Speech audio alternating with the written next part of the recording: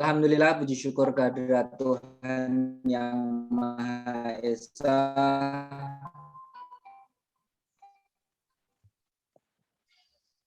Yang telah memberikan rahmat, taufik, hidayah dalam acara yang penuh bahagia ini dalam keadaan sehat walafiat.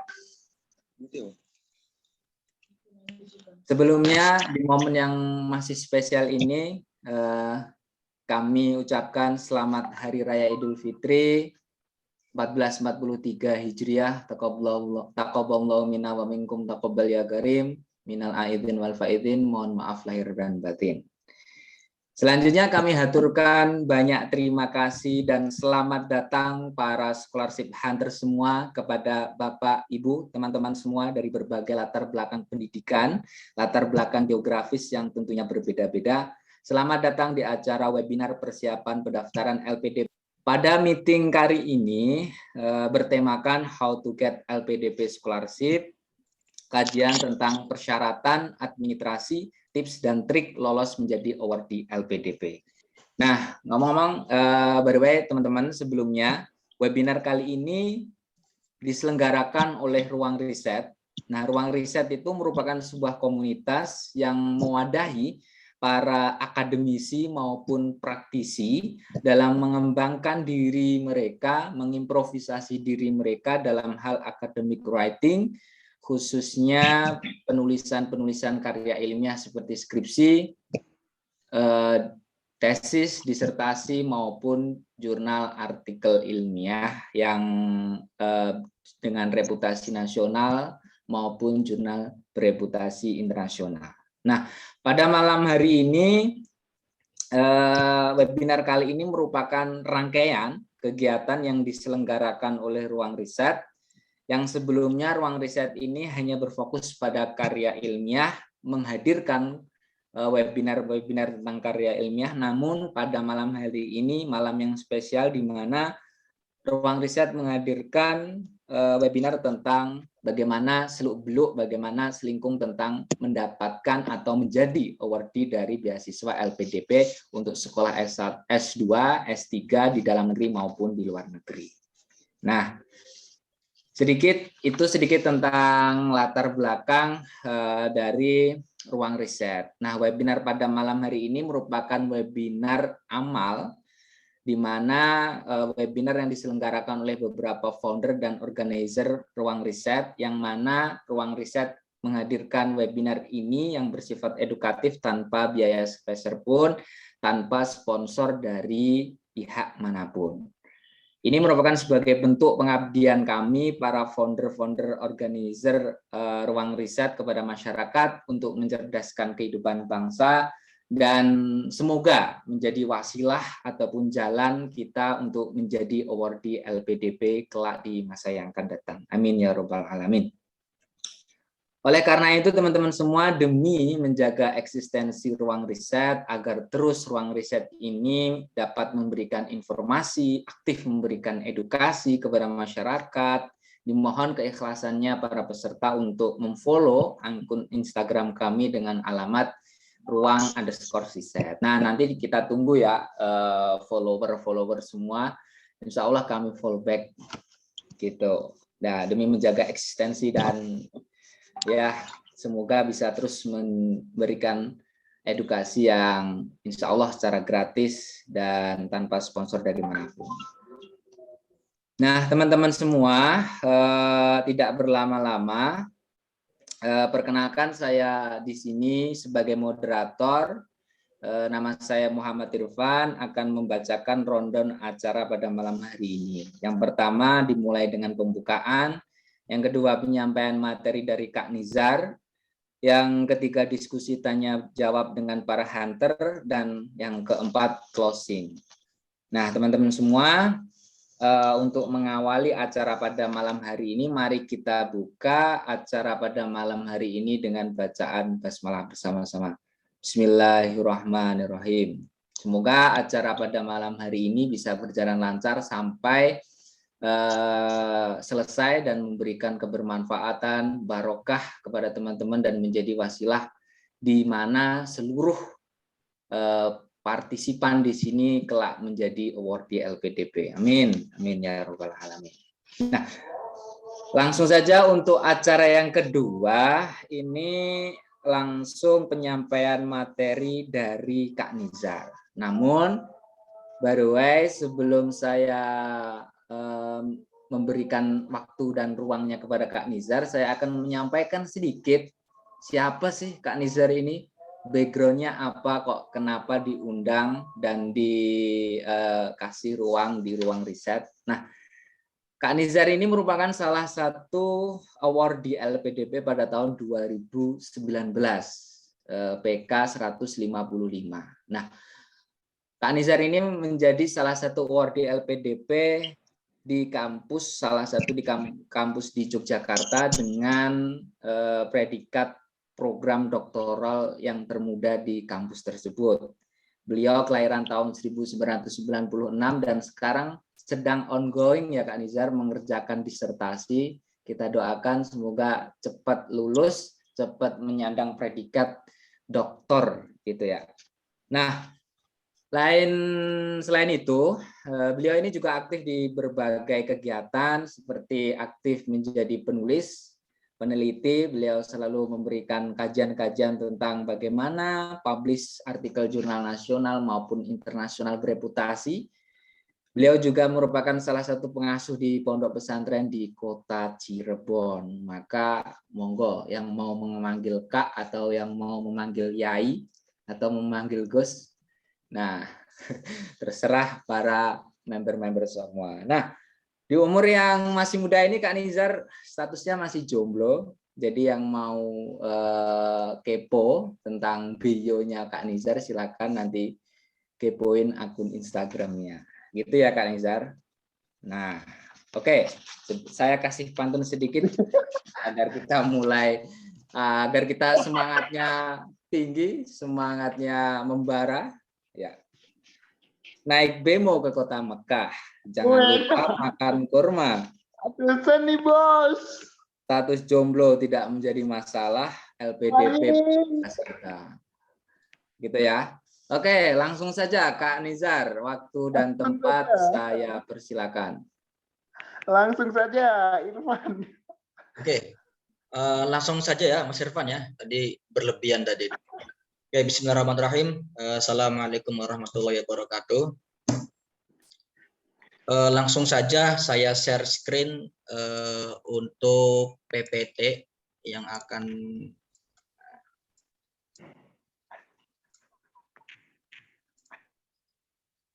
jadi di sini sedikit saya menerangkan tentang bagaimana cara mendapatkan beasiswa LPDP ya. Saya sendiri tes LPDP itu pada tahun 2019 gelombang 2. Dan itu pertama kali saya seleksi dan langsung lulus alhamdulillah. Namun saya kenal LPDP itu sejak tahun 2016. Saya seleksi 2019. Berarti jangka waktu 2 tahun lebih saya mencari info tentang LPDP, saya pelajari detail dari A sampai Z dan akhirnya memang kalau memang niat belajar apapun dipermudah. Oke, ini langsung to the point. LPDP itu sebenarnya beasiswa yang baru muncul itu pada tahun 2012, baru pertama kali ada.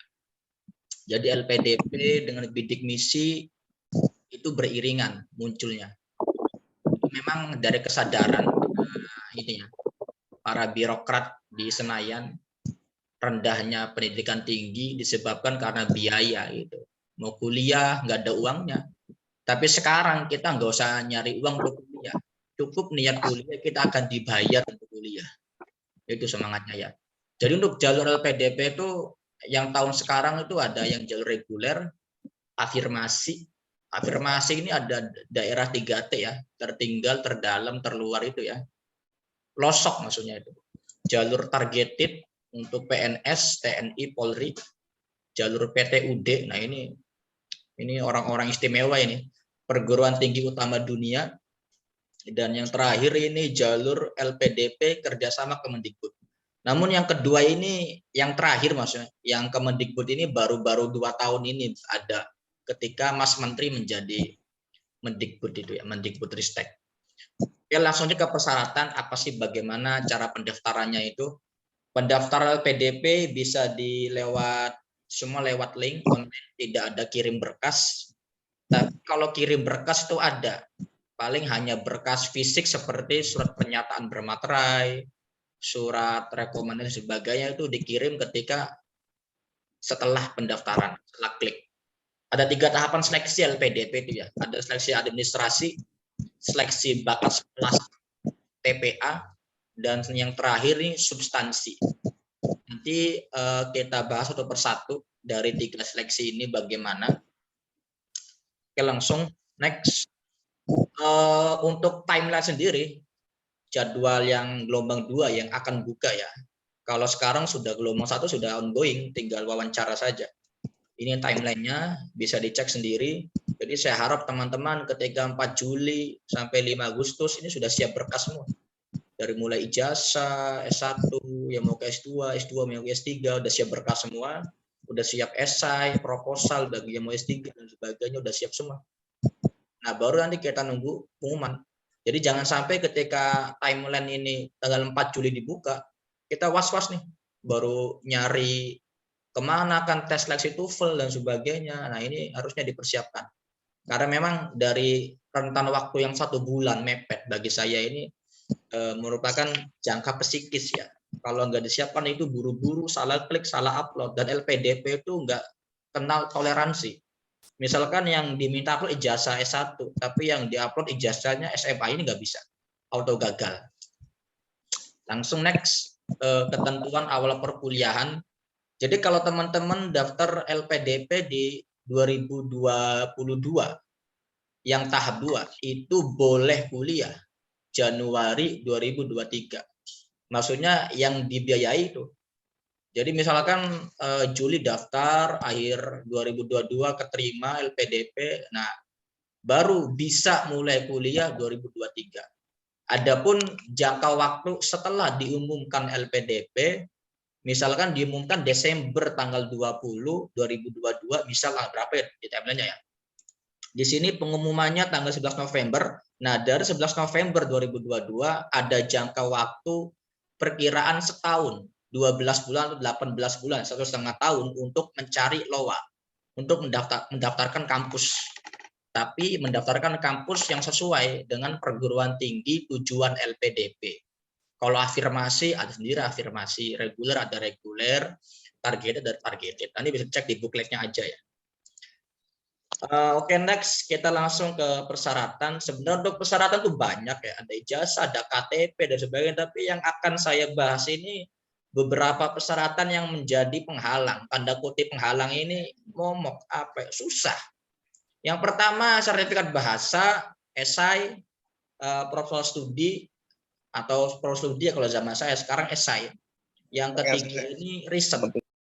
Riset ini bagi yang ingin S3, entah itu S3 luar negeri, S3 dalam negeri, itu wajib mencantumkan proposal riset penelitian. Baru yang keempat, LOA unconditional. LOA itu singkatan dari Letter of Acceptance. Ini opsional, nggak wajib. Tapi kalau dapat terima LPDP, LOA ini yang nomor 4, ini wajib distorkan. Kamu mau kuliah kemana? Jadi harus ada penjelasan. Next, sertifikat bahasa. Jadi untuk sertifikat bahasa itu sebenarnya tidak semua bahasa itu bisa link and match LPDP. Kita di PARE nih, banyak lembaga kursus bahasa Inggris. Tes aja lebih murah, 50.000 misalkan. Jadi nggak semua sertifikat yang dikeluarkan oleh lembaga bahasa itu bisa diterima oleh LPDP. Dan ini saya cari di IIF, ada beberapa lembaga-lembaga kredibel yang memang link and match, tanda kutip, kerjasama dengan ETS. Jadi ETS memang lembaga global ya tentang TOEFL itu. Memang TOEFL itu menjadi persyaratan mutlak, nggak bisa ditawar. Sekarang itu TOEFL oriented. Dulu zaman saya S1 TOEFL tuh nggak begitu ketat, bahkan belum ada itu. Baru adik kelas saya yang namanya TOEFL syarat kelulusan, bahkan syarat sidang skripsi. Bahkan semuanya ada beberapa instansi ASN itu kalau nggak ada TOEFL nggak bisa naik pangkat. Ada beberapa, tapi nggak semua. Itu ya dicek di webnya aja ya, iif.or.id tentang tes schedule-nya kapan, dicek. Ada yang online, ada yang offline. Kalau misalkan kita di Surabaya tapi yang buka di Jogja, kita nggak harus ke Jogja. Memang dampak pandemi kita bisa online. Ada nomor WA-nya bisa dicantumkan. Oke, langsung next kepada esai. Esai ini merupakan gambaran kenapa kok ada esai, bagaimana kontribusi Anda kepada Indonesia, rencana kembali ke Indonesia, itu Anda tulis ke dalam esai berjumlah sekian ribu kata, nggak boleh kurang, nggak boleh lebih, dan nggak boleh lebih. Dan dalam esai ini ada beberapa hal yang Anda perhatikan ya, wajib. Yang pertama, ketika nulis esai, hindari basa-basi yang sangat tidak penting. Seperti perkenalan, nama saya Muhammad Nizar, berasal dari ini, alamatnya ini, kode pos sekian, lulusan ini nggak usah. Nggak usah, LPDP udah paham. Kamu lulusan mana, dari ijazahnya udah kelihatan. Kamu alamatnya mana, dari KTP kelihatan. Kamu anak siapa, dari kartu keluarga kelihatan. Jadi udah semua terrecord ya di Sdukcapil. Jadi nomor 1 nggak usah deh, nggak usah aneh-aneh. Ini buang-buang kosakata.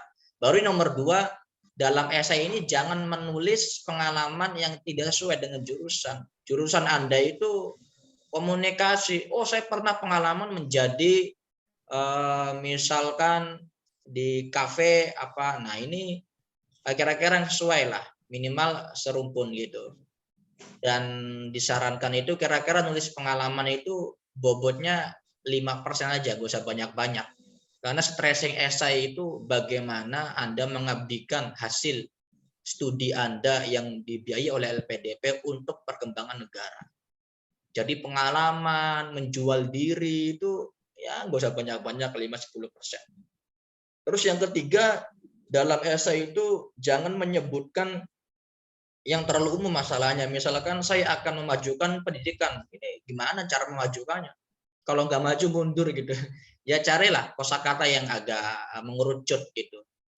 Jangan terlalu personal. Misalkan ingin orang tua supaya bahagia, saya bisa kuliah S2, bisa ngelamar anaknya orang, bisa dilamar itu pantas ada titel yang mentereng di undangan pernikahan, itu nggak bisa itu. Dan juga nggak boleh daki-daki ya, mulu-mulu. Oh, saya kalau setelah LPDP selesai lulus, saya akan berkontribusi membangun ekonomi sejahtera, rakyatnya nggak ada miskin. Ini kan terlalu daki-daki. Belum presiden 10 tahun aja kan belum bisa membangun Indonesia lebih baik gitu ya. Terus yang keempat juga ini penting, dan ini jarang diperhatikan oleh teman-teman sekalian, tulis esai itu harus koheren antar kalimat, antar paragraf. Apa sih koheren? Koheren itu keterkaitan. Kalau paragraf 1 membahas A, paragraf 2 membahas B, baru di akhir kalimat paragraf 1 Anda kutip tentang B itu apa. Itu koheren. Jadi keterkaitan. Jangan sampai paragraf 1 membahas resep masakan. Paragraf 2 membahas bagaimana cara memasarkan masakan. Itu kan tidak koheren ya. Carilah kalimat-kalimat yang mana kalimat ini menjadi pemancing untuk ke paragraf kedua, koheren ya. Dan perlu diingat, satu paragraf itu terdiri dari 5 kalimat normalnya, atau satu paragraf itu terdiri dari 150 kata maksimal ya, minimal 100 kata. Jadi EYD juga diperhatikan. Ini jangan sampai, bagaimana supaya kosakata kita banyak ya, kita sering-sering lah baca-baca jurnal, baca-baca novel fiksi. Tapi untuk membaca ini 70% bahasa ilmiah yang dibaca, 30% ya bahasa fiksi. Jadi supaya nggak kaku, kita harus punya kosakata dari fiksi. Yang kelima, dalam esai ini kita nggak boleh ya mencantumkan beberapa impian yang hanya dirasakan oleh diri. Misalkan saya kalau sudah bisa LPDP, saya akan jadi PNS. Ngapain? Negara bayari kamu kuliah untuk jadi PNS kan rugi. Lo PNS juga nanti akan dibayar negara lagi. Kira-kira dicantumkanlah sedikit sentilan-sentilan. So saya akan memajukan misalkan membangun PKBE, membangun sekolah, atau apalah kira-kira yang relevan dengan studi Anda. Dan yang keenam, esai itu ini yang akan jadi bumerang buat Anda. kalau Anda menulis esai yang tidak sesuai dengan karakter diri Anda sendiri. Jadi esai itu akan jadi bahan wawancara. Memang saya sadari semua yang saya tulis itu dipertanyakan ketika wawancara. Kalau habis lulus ngapain? Murah. Ya, saya jelaskan. Kayak saya Saya akan mengabdi, nggak ikut. mengajar, menulis sesuai prodi yang saya geluti. Gitu. Ketika ditanya, kalau kamu belum PNS untuk makan dan hidup sehari-hari gimana? Ya saya bisa berwirausaha dan sebagainya. Jadi kira-kira jawab yang tegas, yang jujur begitu ya. Ini setelah esai nanti di akhir slide akan saya share screen esai yang saya tulis. Esai dulu itu nggak begitu banyak ya. Oke, yang ke-9 ini penting juga. Ini bagi S3, proposal penelitian. Jadi proposal ini penting untuk Anda tulis sebagai pendaftar S3 LPDP, entah itu dalam negeri atau luar negeri. Proposal jadi pada pertimbangan. Misalkan yang bersangkutan, sang pendaftar LPDP itu interest area-nya kemana? Ketertarikan studi kemana? Dan perlu diketahui, LPDP itu tidak fanatik linearitas. S1-nya filsafat, S2-nya pengen PAI itu nggak masalah. Malah LPDP lebih suka orang-orang yang tidak linear. Itu jadi perlu diketahui. Banyak sekali, bahkan ketika saya tanya, angkatan PK saya itu ya 60%, 70% itu mereka nggak linear. Antara S2, S3, 1 S2 itu nggak linear sama sekali. S1-nya hukum, S2-nya pemasaran. Manajemen bisnis itu linear dari mana kira-kira? Oh mungkin marketing, lembaga hukumnya mungkin dan sebagainya. Jadi memang nanti akan ditegaskan dalam proposal penelitiannya. Kira-kira LPDP itu pasti mengetahui, oh anak ini ketertarikannya ke sini studinya, ke prodi ini lewat proposal. Ini bagi S3 ya, bagi S3. Dan yang pasti biasanya, tapi nggak pasti ya, biasanya kebanyakan sang pewawancara atau interviewer itu akan menanyakan tesis Anda untuk yang jenjang S2, kira-kira pasti. Dan ini ya, saya harap ketika menyusun proposal ini tidak terburu-buru, kalau bisa dibaguskan langsung menuju kepada disertasi. Karena saya sendiri proposal yang saya ajukan itu jujur, itu biasa saja. Jadi akhirnya ketika disertasi proposal, saya membuat proposal yang baru. Jadi memakan waktu lagi gitu ya. Oke, next, bagaimana cara menulis proposal penelitian? Ini tips dan trik dari saya. Saya baru proposal tingkatnya ya, belum disertasi full text belum. Tentukan interest area studi yang sesuai dengan jurusan tujuan. Jadi kebanyakan S3 itu jurusannya umum. Misalkan S3 studi Islam. Studi Islam itu umum jurusannya. Bisa nulis disertasi tentang ekonomi Islam, bisa tentang pendidikan Islam, dan sebagainya. Karena tidak semua S2 itu punya S3. Maksudnya apa? Tidak semua jurusan S2 itu ada S3-nya.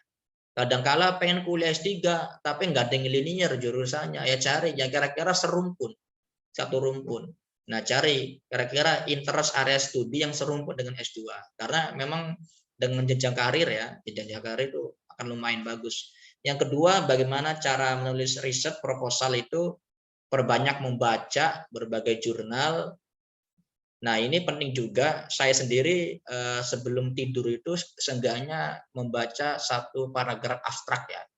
Jadi kalau belum bisa tidur berarti karena saya belum baca satu paragraf. Jadi kalau udah terbiasa baca tuh enak tidurnya. Satu paragraf itu nggak banyak, hanya 3 menit membaca satu paragraf. Daripada kita stalking Instagram itu yang nggak jelas kan, mending dibaca satu paragraf, minimal abstrak gitu ya. Dan ketika membaca jurnal itu harus dibarengi rasa skeptis. Kenapa skeptis? Oh, misalkan kita membaca jurnal tentang A. Oh, kira-kira tulisan ini bagus nggak sih? Kira-kira di mana kekurangannya? Ada celah nggak yang buat saya teliti? Jadi ada skeptis gitu ya. Ketika skeptis bermunculan, kita akan mempunyai beberapa gap riset atau gap knowledge yang kita temui pada jurnal itu ya. Yang ketiga, nah ini tentukan minimal satu permasalahan yang akan dikupas. Satu permasalahannya bukan merupakan masalah, beda. Jadi satu problem yang akan dituntaskan dalam latar belakang atau proposal riset. Cari satu aja. Dari satu dijabarkan, kemudian dirangkai beberapa kalimat, dirangkai beberapa paragraf, nah baru Anda dari beberapa paragraf yang berangkat dari satu permasalahan, nah Anda susun beberapa kalimat pertanyaan seperti rumusan masalah. Jadi rumusan masalah itu merupakan kumpulan kalimat pertanyaan yang membantu memecahkan permasalahan yang Anda paparkan di latar belakang. Itu ya. Nah, baru terakhir membuat judul. Saya rasa agak keliru juga ya. Kebanyakan orang itu mengatakan saya belum menemukan judul yang pas untuk penelitian saya. Kira-kira buat apa nyari judul? Judul itu cuma sekumpulan kata-kata. Judul itu hanya pemanis. Judul itu sebagai merek marketing. Jadi kita nggak usah nyari judul. Yang dicari itu permasalahan yang akan dikupas minimal satu. Udah satu permasalahan diketemukan, baru kita buat beberapa paragraf, baru kita buat kalimat pertanyaan, baru kita buat judul. Jadi kalau kita nyari judul dulu, sedangkan judul itu kebanyakan kata-katanya umum, menggunakan bahasa yang umum. Jadi kalau kita buat judul dulu, misalkan cara menanggulangi pandemi dan sebagainya dalam perspektif ini, judulnya udah kayak kesimpulan, jadi kita mau ngetik itu susah. Yang diketik apa itu ya? Nomor 3 dulu, 4, 5, baru 6. Jadi itu urutannya. Karena saya sendiri selama dari S2 sampai ke S3, saya nggak pernah buat judul, nggak pernah. Ketika nulis jurnal, saya nggak pernah buat judul. Yang dicari permasalahannya, permasalahan itu apa? Minimal berangkat dari gap knowledge. Apa gap knowledge? Gap knowledge itu merupakan kesenjangan ilmu pengetahuan. Apa sih kesenjangan? Antara dasen dan daslon berbeda. Antara fakta dan yang seharusnya berbeda. Itu namanya gap kesenjangan. Akan jadi permasalahan dalam riset. Misalkan fakta yang di lapangan, semua orang di kampung A itu kalau makan menggunakan kaki. Faktanya. Mereka makan menggunakan kaki, fakta di lapangan. Tapi seharusnya kalau makan menggunakan tangan. Ini kesenjangan. Anda teliti menggunakan perspektif psikologi dan sebagainya. Bisa itu. Atau ada agama di Sulawesi, ada agama Aluk Todolo apa itu, yang mana orang mati itu belum boleh dikubur, dirawat dulu, dikasih makan, baru punya uang beli kerbau, disembelih kerbaunya baru dikubur. Jadi berapa tahun itu agama busuk, ya di kamar aja, mereka belum anggap ini mati. Ini kan antara fakta di lapangan dan yang seharusnya berbeda, dicari. Itu udah gap itu, ada gap knowledge, baru bikin paragraf. Itu ya, jangan keliru. Saya belum punya judul, salah. Jadi kurang tepat, malah akan menjadi beban dalam pikiran. Apalagi kalau udah keterima LPDP, udah dapat uang tunjangan cair, misalkan uang buku cair, tapi belum kunjung selesai aja tugas akhirnya, ini kan nanti repot gitu. Nah, oke, yang selanjutnya ini LOA unconditional. LOA ini merupakan persyaratan yang tidak wajib. Kalau zaman saya 2019, yang namanya LOA, saya ulangi ya, LOA itu letter of acceptance, singkatannya ya. Letter of acceptance, surat penerimaan menjadi mahasiswa. Jadi di mana yang bersangkutan ini sudah sah menjadi mahasiswa di kampus tujuan LPDP, kerjasama ya, LOA. Udah tinggal kuliah aja gitu. Nah, dalam LOA ini dulu S3 saya itu wajib harus tes kampus dulu, ketika minta LOA harus bayar SPP dulu, sedangkan saya LPDP belum terima, disuruh bayar SPP ketika itu. Akhirnya ya karena udahlah diniati, saya pengen belajar, nawaitu belajar lillahi ta'ala, nggak apa-apa SPP dibayarkan, saya LOA yang saya minta saya upload di LPDP, dan nggak jauh waktu rentang 2-3 minggu saya keterima seleksi administrasi, baru administrasi karena LOA udah punya, dan kalau udah punya LOA itu langsung ikut seleksi substansi, jadi nggak usah ikut TPA, itu enaknya. Mereka yang udah punya LOA itu nggak usah ribet-ribet mikir soal TPA, soal numerik, soal verbal. Jadi kalau yang nggak biasa itu akan ribet juga, jadi habis administrasi langsung wawancara. Itu enaknya kalau yang udah punya LOA. Dan LOA ini juga akan jadi golden ticket. Ini sebagaimana keterangannya Pak Dwi Larso ya, Direktur LPDP yang baru, Direktur Beasiswa. Jadi intinya kalau udah punya LOA, itu Anda udah selangkah lebih maju dari beberapa pendaftar LPDP yang belum punya LOA. Itu ya. Dan LOA ini penting, kebijakan tahun 2022 jika mencantumkan LOA yang tidak sesuai perguruan tinggi tujuan LPDP, maka akan gugur saat seleksi administrasi. Ini kebijakan terbaru. Kalau kebijakan 2019, 2021, misalkan mencantumkan LOA-nya tidak sesuai dengan kampus tujuan LPDP, itu paling LOA-nya diabaikan aja, di skip. Tapi sekarang nambah ketat, LOA-nya nggak sesuai, gugur administrasi. Jadi nggak main-main. Ini contoh LOA itu bagaimana, ini nggak jelas ya. LOA itu ada kop surat kampusnya, nomor surat, tanggal dikeluarkannya, misalkan ada nama kita, nomor tesnya, keterangan diterima. Dan yang terakhir pada LOA ini, kapan Anda mulai perkuliahan. Mulai perkuliahan sesuai ketentuan LPDP. Tadi sudah saya jelaskan di awal ya. Kalau daftar yang tahap 2, gelombang kedua LPDP 2022, berarti Anda boleh memulai perkuliahan pada Januari 2023. Dicantumkan ya. Dan maksimal 1,5 tahun. Itu kalau Anda keterima di 11 November 2022, sah jadi wardi penerima LPDP. Selama 1,5 tahun belum mendapat LOA, Anda gugur menjadi wardi LPDP. Itu memang nggak main-main ya, kita nggak kacang-kacang. Itu makanya kenapa kok gugur, berarti percuma. Ya memang itu kebijakan dari sana. Jadi memang LPDP itu intinya mencari individu yang memang niat untuk kuliah dan niat untuk kontribusi ke Indonesia. Dan ini seleksi substansi yang akan saya kupas. Jadi wawancara juga tidak kalah penting, bahkan wawancara ini akan menjadi penentu akhir apakah individu ini menjadi LPDP Urdi pantas atau tidak. Pada tahun saya itu ada 2 kali wawancara. Jadi setelah diumumkan seleksi berkas, karena saya tanpa tes TPA udah punya LOA ya, akhirnya saya langsung wawancara, dan wawancara itu tempatnya kita yang milih. Mau tempat di Surabaya, di Jogja, di Jakarta, kita yang milih. Jadi kalau wawancara itu kebanyakan di Gedung Keuangan Negara ya, di GKN. Kan karena LPDP Kementerian Keuangan. Ada 2 kali wawancara, dan itu satu waktu. Ada juga peserta LPDP yang 2 kali wawancara. Wawancara pertama hari Senin, wawancara kedua hari Selasa itu ada. Dan itu waktunya itu kebijakan LPDP, kita nggak bisa nawar. Adapun tempat kita yang milih. Pada wawancara pertama itu ada tiga orang interviewer ya. Ada psikiater, ada tim ahli, ada akademisi, bisa profesor, dokter, minimal dokter itu. Kalau wawancara nggak bisa itu nggak ada yang setuju, dokter semua. Dan kita itu nggak tahu di antara 3 itu mana yang psikiater, mana yang profesor, mana yang tim ahli, kita nggak tahu. Dan pada dasarnya wawancara yang pertama stressingnya apa? Kira-kira yang bersangkutan pantas tidak dibayari oleh LPDP. Akan ditanya perihal kepribadian, perihal kedewasaan. Misalkan saya tuh ditanya gini, oleh interviewer begini, Mas, kuliahnya ambil studi Islam ya, jurusannya agama. Ngapain ambil jurusan agama? Kan udah ada di pondok pesantren, capek-capek kuliah, buang uang nggak sih? Negara buang uang banyak loh bayari kamu. Jadi kadang yang interview saklek omongannya itu. Ya saya jawab, kalau pondok pesantren itu fokusnya ke kitab kuning, Turots, tradisi klasik Nusantara.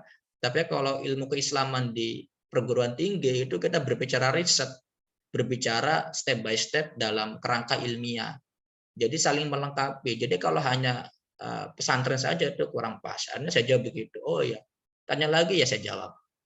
Jawab sesuai diri kita, karena ada psikiater yang memantau. Kalau berbohong itu akan ketahuan. Memang ini psikiater sudah jam terbangnya tinggi, jadi nggak kacang-kacang ya itu ya. Dan wawancara yang kedua itu 1 orang interviewer. Dan perlu diingat itu pengalaman saya wawancara pertama itu saya nunggu lama. Nah ketika teman-teman itu sudah selesai, giliran saya masuk, saya wawancara itu nggak lama. Teman-teman 2 jam, 1,5 jam, saya wawancara interview. Udah mas selesai, udah. Yang lainnya dipanggil. Akhirnya kok saya sebentar gitu. Apa interviewer nggak pas dengan saya. Sebentar sekali wawancaranya. Ketika wawancara kedua ini stresinya kepada seputar kebangsaan ya. Jadi harus dipastikan LPDP itu tidak membayari orang-orang yang memang jiwa-jiwa pemberontak kepada negara gitu. Ada beberapa afiliasi yang tidak sesuai dengan negara ya. Akan ditanya, saya tuh ditanya gini, nggak ditanya Pancasila, nggak ditanya undang-undang, nggak. Padahal udah ngafalin. Misalnya kan undang-undang, misalkan tentang pornografi, undang tentang teroris, udah saya hafalkan itu. Tapi nggak ada yang keluar di wawancara kedua. Dan anehnya itu cuma 3 pertanyaan aja. Ya, misalkan perkenalan singkat adalah kadarnya gitu. Pertanyaan kedua, aduh, Mas, baru-baru ini ada BPJS naik. Kamu setuju nggak BPJS naik gitu? Ya saja, ya setuju saja Bu kalau saya naik BPJS gitu. Karena memang ya logis, misalkan kalau uang BPJS naik, ya mungkin obat-obatan naik, mungkin alkesnya udah mahal, ya wajar lah gitu. Jadi hanya klarifikasi pada wawancara kedua, dipastikan LPDP ini, calon LPDP ini saling mendukung apapun kebijakan negara. Itu ya, stressingnya jadi harus mendukung kebijakan negara. Dan enaknya wawancara kedua itu nggak ada psikiater. Jadi kalau kita pura-pura itu sebenarnya nggak begitu ketahuan ya. Kecuali wawancara kedua ini interviewer merangkap psikiater. Jadi ketahuan kalau kita bohong tuh gerak-geriknya ketahuan biasanya. Ada praduganya begini-begini. Nanti akan dikupas beberapa list pertanyaan udah dirangkum oleh teman saya Mbak Debbie. Nah, ini kebijakan terbaru 2022 yang beda dengan tahun sebelumnya. KTP harus sesuai ya, jangan sampai nama KTP Anda itu namanya beda dengan nama ijazah, dengan SIM, paspor, buku nikah, itu jangan sampai diurus ya. Walaupun beda koma, beda 1 huruf, misalkan Muhammad, MOH, itu akan bermasalah ketika pendaftaran. Ketika zaman saya itu nggak bermasalah, yang penting nik. Kalau sekarang nik, nama, dan tanggal lahir harus sesuai. Semuanya sesuai. Entah itu akte lahir, kartu keluarga sesuai. Jadi kalau ijazah sama KTP-nya beda, ya yang dirubah KTP-nya. Karena kita nggak bisa merubah nama di ijazah. Itu harus dilihat lagi. Dan yang kedua ini rekomendasi. Kalau saya pribadi rekomendasi dari profesor 1, dari dokter 1. Jadi tokoh masyarakat tuh kalau pikir saya gini, kalau saya minta rekom ke tokoh masyarakat, entah itu RT, RW, entah itu kiai di kampung itu, bukan saya meremehkan mereka. Mereka itu kurang punya nama gitu, kurang bisa mengangkat saya. Akhirnya saya cari profesor yang kira-kira sudah punya nama dan profesor ini di bidang yang sesuai dengan keilmuan saya. Ya saya temui dan gak jauh-jauh lah. Profesor ini kan orang yang bimbing saya ketika tesis itu. Ini masih nggak apa-apa, kuliah lanjut. Nah, untuk pendaftar yang bagi PNS, TNI, Polri, rekom harus dari atasan ya, minimal pejabat eselon 2. Ya dicarilah siapa gitu, saya kurang paham karena saya juga bukan PNS saya juga. Nah, yang ketiga kebijakan terbaru PDP itu setiap program beasiswa itu harus ada surat masing-masing pernyataannya, beda ya. Kalau dulu itu semua satu surat satu pintu. Jadi Anda daftar afirmasi, Anda daftar reguler, Anda daftar beasiswa manapun yang LPDP itu satu surat pernyataan. Tapi nanti sekarang itu setiap program afirmasi reguler beda-beda suratnya dan bisa Anda download di webnya ya, dicari-cari ada semua itu. Tinggal daftar aja. Dan yang keempat bagi yang S1 atau S2-nya jebolan luar negeri itu harus konversi IPK dan ijazah penyetaraan ya. Karena ijazah luar negeri itu nggak kepake di negara kita kalau belum konversi atau penyetaraan. Dan yang penting lagi, kalau ada yang PNS dari keluarga yang tidak mampu, itu nggak bisa daftar afirmasi prasejahtera. Kalau dulu masih bisa, sekarang nggak bisa. Dan ini sebagai penyemangat, ketika udah keterima LPDP, Anda akan mendapat beberapa tunjangan, dan sudah saya rasakan hampir semuanya. Dana pendaftaran udah saya rasakan, tapi ini ketika itu pengalaman saya gak enak juga ya. Saya kan mengajukan dana pendaftaran, saya kan bayar dulu pakai uang pribadi, pengen reimburse, tapi hilang kwitansinya. Akhirnya itu ya hilang uang saya. Ketika itu uang pendaftaran 750.000 itu hilang. Jadi kalau ada kwitansi, ada bukti, kita bisa direimburse, diganti oleh PDP gitu. Uang buku 10 juta selama setahun, dan 10 juta ini berlaku untuk semua URD LPDP. Baik itu URD yang dalam negeri atau luar negeri. Kita kuliah di USA ini kuliah di Amrik kan dolar, beda dengan mata uang kita, tetap 10 juta, setahun 10 juta. Jadi ya ini kita rahasia ya, udah rahasia umum ya. Uang buku itu nggak ada kwitansinya, nggak ada LPJ kwitansi. Jadi 10 juta itu ya inilah udah pada dewasa lah, dibuat sesuai untuk kebijakan yang bermanfaat gitu ya, gak usah aneh-aneh. Dan yang ketiga SPP ini dibayar otomatis, jadi dari pihak kampus langsung menagih ke LPDP. Jadi kita nggak usah repot-repot cari uang dulu untuk bayar, baru kita minta ganti LPDP, enggak. Selama ini saya nggak pernah bayar SPP. Jadi ketika teman-teman kuliah tanya, gimana cara bayar SPP? Saya nggak tahu, saya nggak pernah bayar SPP sampai sekarang itu. Jadi itu SPP itu jadi nggak usah khawatir. Kalau S2 selama 2 tahun, S3 selama 4 tahun itu ya. Kalau lebih dari 2 tahun ya bayar sendiri, udah S2 jadi. Ada batas tanggalnya. Kalau 4 tahun lebih bayar sendiri. Kalau lebih cepat, nah ini beda. Kalau lebih cepat, misalkan S2 2 tahun, tapi 1,5 udah lolos. Ada yang udah wisuda kan lebih cepat ya 3 semester. Anak-anak rajin ini ya, anak kutu buku biasanya ini. S3 2,5 tahun ini udah di luar nalar ini. Nah, kalau lebih cepat akan dapat reward 10 juta biasanya. Itu untuk S3 saya rasa belum ada yang cepat ya. Karena memang S3 itu kuliah jenjang terakhir dan itu nguras energi sekali gitu. Nggak kayak kita S2 dulu itu bisa main, bisa nyantai, sehari 1 halaman tuh bisa nututi. Tapi ketika S3 itu sehari sehalaman aja kayaknya agak susah gitu, berat gitu. Dan yang keempat ini dana tesis disertasi, dan perlu diketahui tesis disertasi itu dananya beda-beda, ada tesis lab, ada non lab. Kalau disertasi untuk S3 itu untuk non lab itu sekitar 60 juta maksimal. Jadi kita mengajukan dana proposal, kita mau ini nih riset kemana, perlu dana ya ini aja dianggarkan, dibuat RAB-nya dalam bentuk Excel, dibuat harus ada proposal yang udah di ACC promotor ya, udah ketemu, diajukan LPDP, ACC, habis ACC 10 hari kerja cair ke rekening kita. Nah, jadi berapa cairnya tergantung yang diajukan. Maksimal pengajuan 65 juta atau 60 juta. Kalau S2 itu ya di bawah 60 pastinya.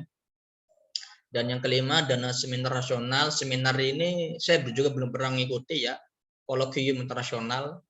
Karena memang ketika kuliah itu udah pandemi. Saya 2020 Februari saya kuliah. 1,5 bulan kuliah tatap muka, ceger pandemi, 1 bulan libur gak kuliah. Tidur aja Pak. Aduh, gak ngapa-ngapain gitu. Akhirnya udahlah gini, tatap muka nggak bisa, kita Zoom. Jadi barokahnya pandemi itu Zoom meeting itu terasa sampai sekarang gitu, bisa seminar, sharing LPDP. Dan yang keenam ini tidak ngurus energi juga ya. Kalau kelima kan kita transport PP, ibaratnya uang yang dikasih LPDP itu nggak kerasa buat kantong kita gitu. Tapi yang nomor 6 ini dana publikasi jurnal internasional. Kalau Anda publish jurnal Scopus Q1 dapat tunjangan 25 juta. Itu. Kalau Q2 15 juta. Itu ya.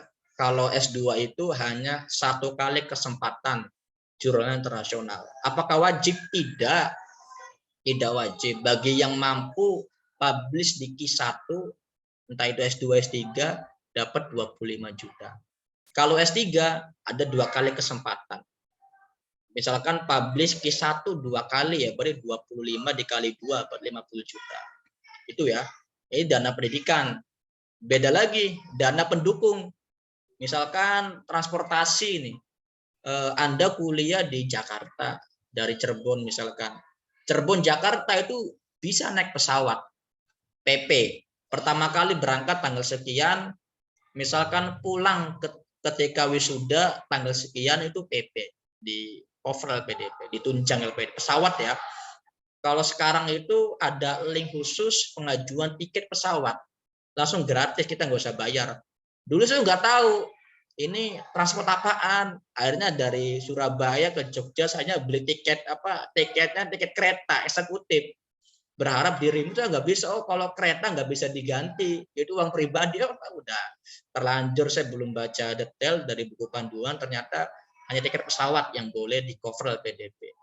Yang kedua visa, visa ini bagi luar negeri ya. Kalau kuliah di Indo nggak usah visa, belum KTP.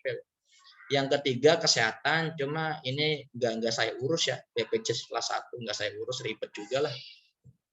Yang keempat dana hidup bulanan, living cost. Living cost ini per 3 bulan ya, per 3 bulan, entah itu luar negeri, dalam negeri itu per 3 bulan cairnya. Misalkan 4 bulan, misalkan kuliah Jakarta, Bandung, Makassar, Surabaya, itu 4 juta per bulannya. Dikali 3, 12 juta. Itu cairnya per 3 bulan. Dan setiap pencairan, sebelum pencairan itu ada laporan, ada namanya SIMONEF, sistem monitoring evaluasi. Jadi kalau kita belum update di SIMONEF, belum laporan di MONEF, kita nggak bisa cair, ditunda. Yang kelima, dana kedatangan, settlement allowance. Nomor 5 ini nominalnya 2 kali hidup bulanan. Misalkan kalau per bulan 4 juta, berarti dana kedatangan 8 juta. Itu ya. Kalau di luar Jakarta, Surabaya, Bandung, Makassar itu 3,6. Beda 4.000. Yang keenam, dana darurat ini jarang ya. Kecelakaan, gempa bumi misalkan. Ya kan jarang juga, ngapain. Kita punya uang tapi kan musibah, mending nggak usah deh. Yang ketujuh, dana tunjangan keluarga ini bagi S3. Memang istimewa LPDP itu semua di cover. Kita cuma terima belajar, terima baca buku gitu aja, terima belajar aja. Bahkan yang namanya keluarga sendiri itu dikasih, misalkan Anda kuliah bawa istri diberi tunjangan sebesar 25% dari tunjangan LPDP. Misalkan yang LPDP suaminya sebulan 4 juta. Ini S3 ya, sebulan 4 juta. Berarti istri dapat 1 juta per bulannya itu ya. Cair per 3 bulan. Dan anak juga dapat. Yang dapat cuma 1 anak aja. Kalau anaknya 3, 4, yang di cover cuma 1. Itu ya. Sebagai ini aja, booster, vaksin booster yang ketiga, semangat gitu ya. Jadi LPDP nggak main-main ya untuk membiayai kita. Dan terakhir ini helpdesk, kalau kita ada kendala, kesulitan apapun, bisa cek call center. Dan saya rasa untuk LPDP ini memang real ya, nggak kacang-kacang dalam pelayanan. Saya itu pernah telepon jam 1 malam, gundah gulana, karena nggak bisa tidur. Ini gimana ya, ada beberapa peserta yang belum saya paham itu. Saya telepon jam 1 itu diangkat, dijawab. Dengan lugas, dengan tenang, itu sangat mengayomi ya, 24 jam. Dan yang kedua ini bisa pakai tiket bantuan.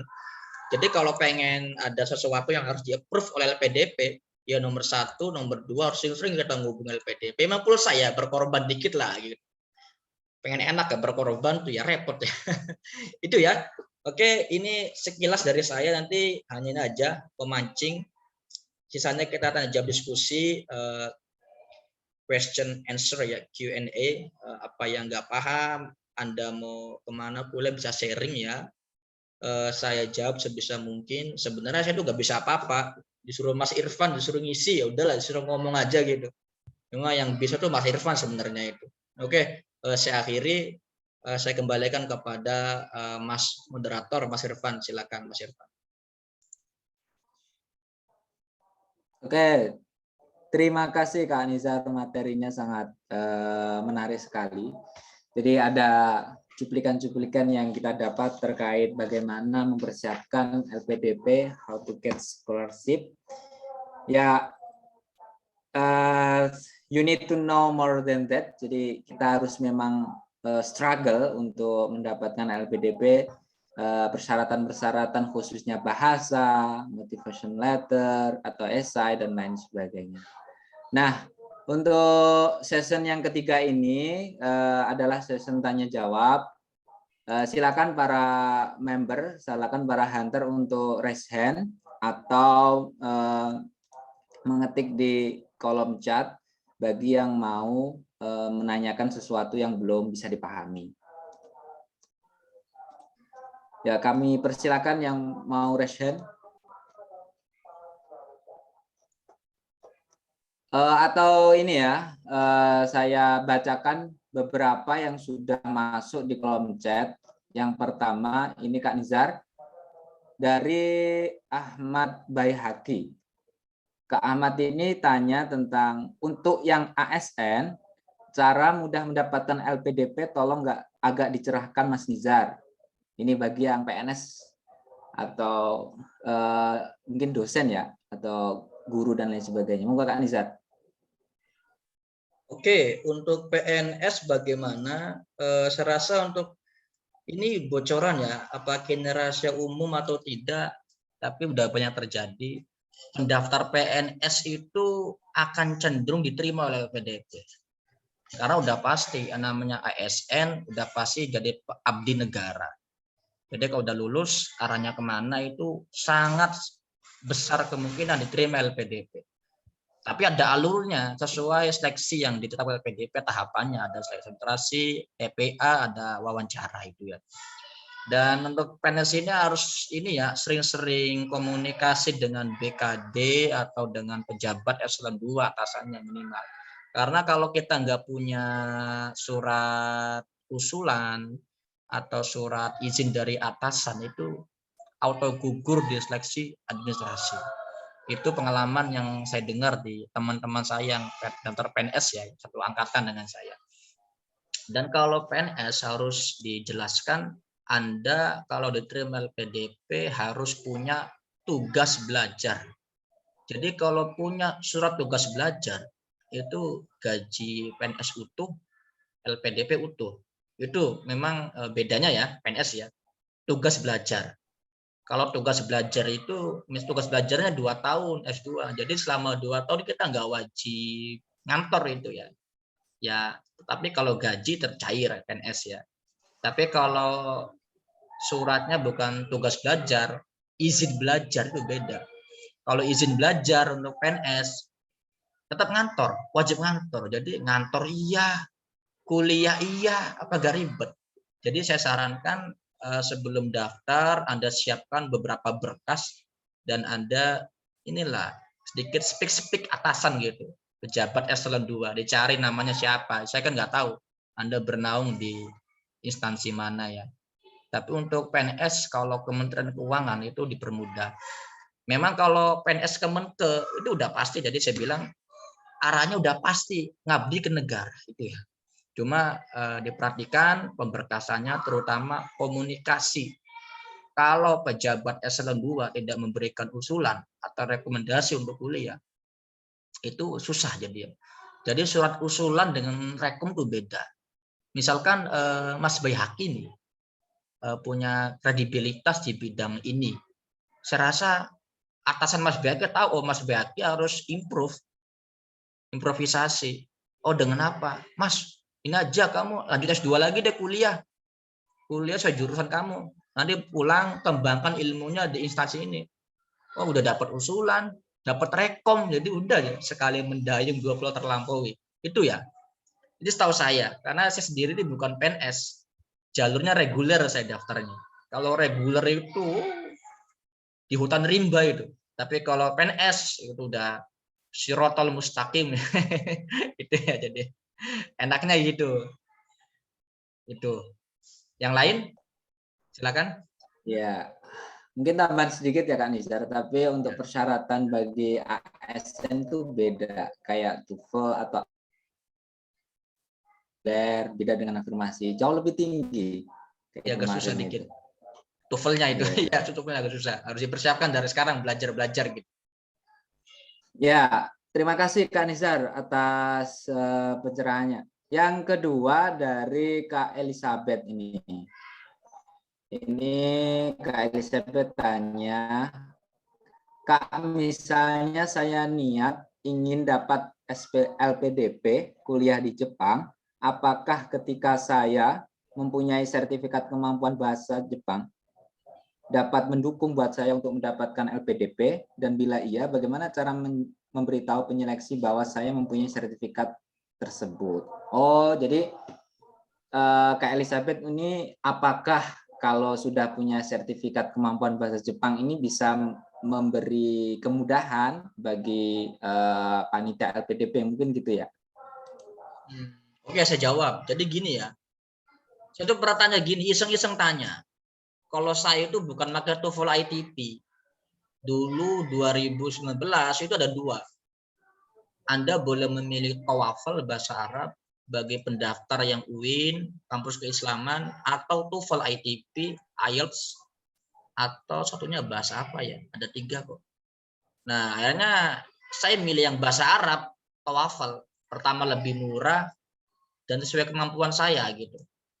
Dan untuk bahasa itu memang sangat diperlukan. Alasnya Pak Dwi Larso dan para pengurus LPDP di jajaran LPDP, kalau sang pendaftar ini tidak bisa menguasai bahasa, bagaimana dia bisa kuliah?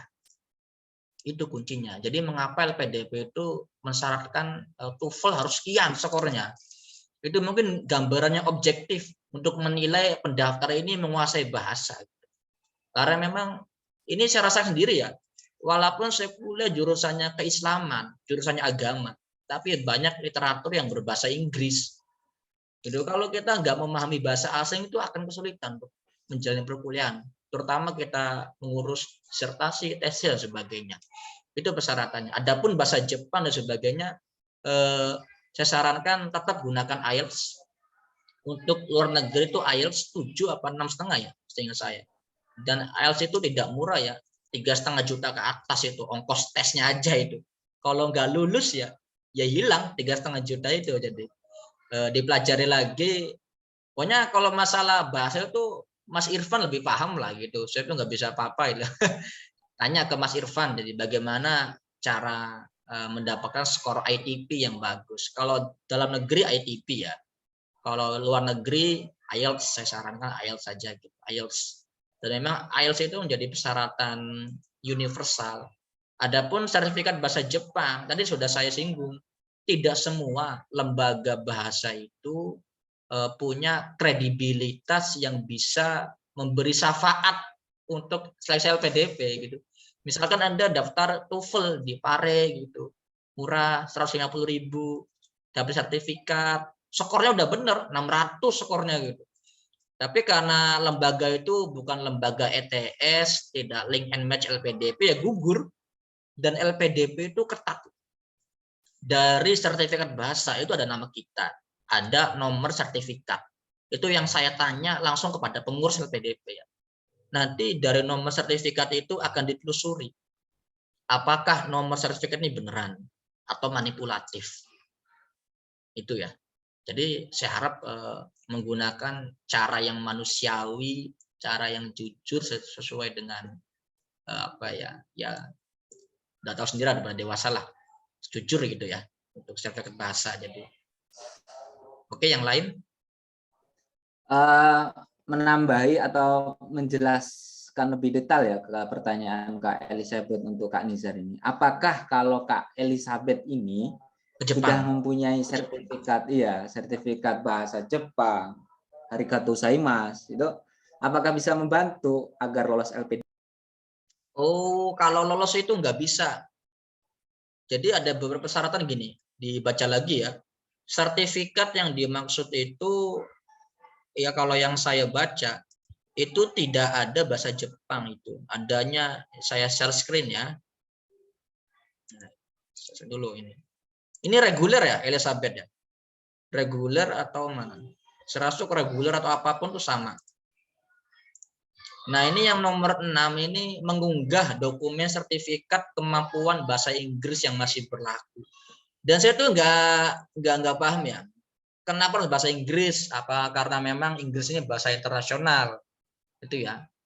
Nah, ini untuk S2 dalam negeri, S yang luar negeri sekian, TOEFL IBT, PTE atau IELTS, dokter sekian. Jadi semuanya itu kalaupun punya sertifikat bahasa Jepang itu hanya sebagai portofolio, pendukung saja, tapi bukan sebagai sumber primer, sebagai primer, hanya sebagai sekunder aja. Jadi ketika wawancara punya sertifikat menjadi pengurus BEM, apapun ya tetap cantumkan sebagai portofolio. Oh, LPDP itu memberi kita biaya itu beneran, nggak salah ngasih uang. Orang ini background udah jelas, misalkan dan sebagainya. Itu ya. Kalau untuk Jepang saya rasa nggak ada di sini, dan saya belum pernah menemukan. Kalau ingin lebih lanjut bisa hubungi call center gitu. Setahu saya nggak ada. Semuanya bahasa Inggris. Kalau nggak ITP, IELTS. Kalau penunjang kayaknya nggak bisa. Hanya ini aja sekunder ya, portofolio. Itu ya, Mas Irfan. Iya, Portofolio. ya nggak bisa ya untuk selain sebagai syarat LPDP itu harus semua menggunakan bahasa Inggris. Yang mungkin tahun-tahun sebelumnya ada bahasa Inggris dan bahasa Arab. Namun untuk tahun ini 2022 terutama batch 2 kemarin saya buka semua menggunakan bahasa Inggris. Kalaupun dalam negeri mau apply dalam negeri itu harus mungkin bisa pakai ITP ataupun IELTS. Kalau luar negeri harus pakai IELTS seperti itu. Nah mungkin kalau sertifikat bahasa Jepang itu diperlukan ketika Kak Elizabeth ini daftar ke kampus, bukan daftar ke LPDP. Mungkin seperti itu ya Kak Nizar. Iya. Jadi kalau untuk kampus itu bebas. Tidak saklek LPDP ya. Misalkan Elizabeth ingin daftar sastra Jepang gitu di UGM atau di mana, itu bisa karena relevan. Tapi untuk LPDP, walaupun kuliah kemanapun, luar negeri, dalam negeri, semuanya sertifikatnya bahasa Inggris. Jadi bingung bagi para santri ini yang ingin kuliah S2, S3 yang hanya bisa bahasa Arab itu. TOEFL udah dihapus. Jadi saya itu punya apa ya? Alhamdulillah beruntung masih bisa menikmati TOEFL bahasa Arab itu. Udah saya share ini, nanti saya akan bahas setelah habis pertanyaan, saya kupas tentang wawancara gitu ya. Silakan Mas Irfan. Oke, begitu ya Kak Elizabeth, ini sangat sudah saya kira sudah komplementer. Yang ketiga pertanyaan dari Kak Fitria dari mahasiswa UIN. Pertanyaannya, maaf Kak, saya baru dapat info sehingga baru bergabung. Apakah dibagikan ya? Nanti kita bagikan di grup. Yang kedua, apakah boleh mendaftar LPD? Maaf, apakah boleh mendaftar LPDP lebih dari satu jalur? Nah, mungkin daftar reguler, afirmasi, prasejahtera gitu. Oke, saya tangkap ya dari Elizabeth. LPDP mutlak ini langsung saya tanya ke teman-teman hanya satu jalur saja. Jadi kalau misal nih yang bersangkutan ini kriteria oke, prasejahtera, reguler bisa, mau ke PTUD bisa. Jadi backgroundnya kemanapun bisa. Tapi hanya boleh satu jalur yang diambil, mau jalur afirmasi, reguler atau ini. Dan saya rasa gini ya, saya kasih bocoran ya. LPDP itu tidak mematok kuota seperti CPNS. CPNS itu syarat dengan tradisi passing grade. Jadi yang penting gini, berkas Anda memenuhi, terutama ijazah sesuai, KTP sesuai, esai itu udah pantas lah, nggak daki-daki, TOEFL udah valid sesuai skor yang ditentukan, udah lolos administrasi. Udah sesuai administrasi, kita wawancara, udah LPDP keterima. Jadi LPDP itu nggak pernah mematok kuota, Jadi nggak usah bimbang, kira-kira saya daftar itu jalur apa pantasnya, kira-kira yang diterima. Kemungkinan ya kalau prasejahtera itu TOEFL-nya kecil 400 sekian, kalau yang reguler besar 500 itu kan sesuai kemampuan. Pokoknya Anda upload berkas sesuai persyaratan dan Anda wawancara, nanti saya kasih tips dan triknya bocorannya. Udah keterima. Jadi LPDP itu nggak susah sebenarnya. Yang jadi susah itu pertama pikiran kita, mindsetnya. Menyusahkan diri itu ya malah susah. Sebenarnya saya itu nggak bisa apa-apa, cuma karena saya yakin sebelum saya tes itu minta doa orang tua, akhirnya udah gitu. Nggak ada kuota LPDP, nggak ada kuota. Cuma ketika 2020 pandemi itu menghilang LPDP, nggak ada jejak itu. Mungkin karena anggaran, kalau saya itu nggak paham itu. 2020 nggak ada jejak. Baru ada 2021 itu pun nggak semuanya. Itu ya. Nggak ada kuota, jadi nggak usah khawatir. Yang penting sesuai berkas. Dan untuk seleksi TPA, saya jelaskan. Yang namanya tes bakat skolastik atau TPA, itu hanya formalitas. Jadi kalau misalkan PNS, Anda masuk instansi misalkan di Kementerian Keuangan, PNS Kementerian Keuangan, itu passing grade minimal skor sekian, 300 minimal, misal ya. Jadi kalau Anda nyampe 300, itu hanya kriteria aja. Kalau ada lagi yang 400, misalkan, itu yang diambil. Jadi passing grade ya. Ada kasta, kayak Hindu Buddha tradisinya ada kasta. Jadi kalau PDP nggak ada. Tes TPA ini ada ketika tes itu khidmat sesuai aturan, nggak keluar kemana-mana, kerjakan semampunya. Ada yang tes TPA skornya 200 nggak keterima. Tes TPA yang skornya 150 keterima. Itu kan aneh. Jadi LPDP nggak melihat skor.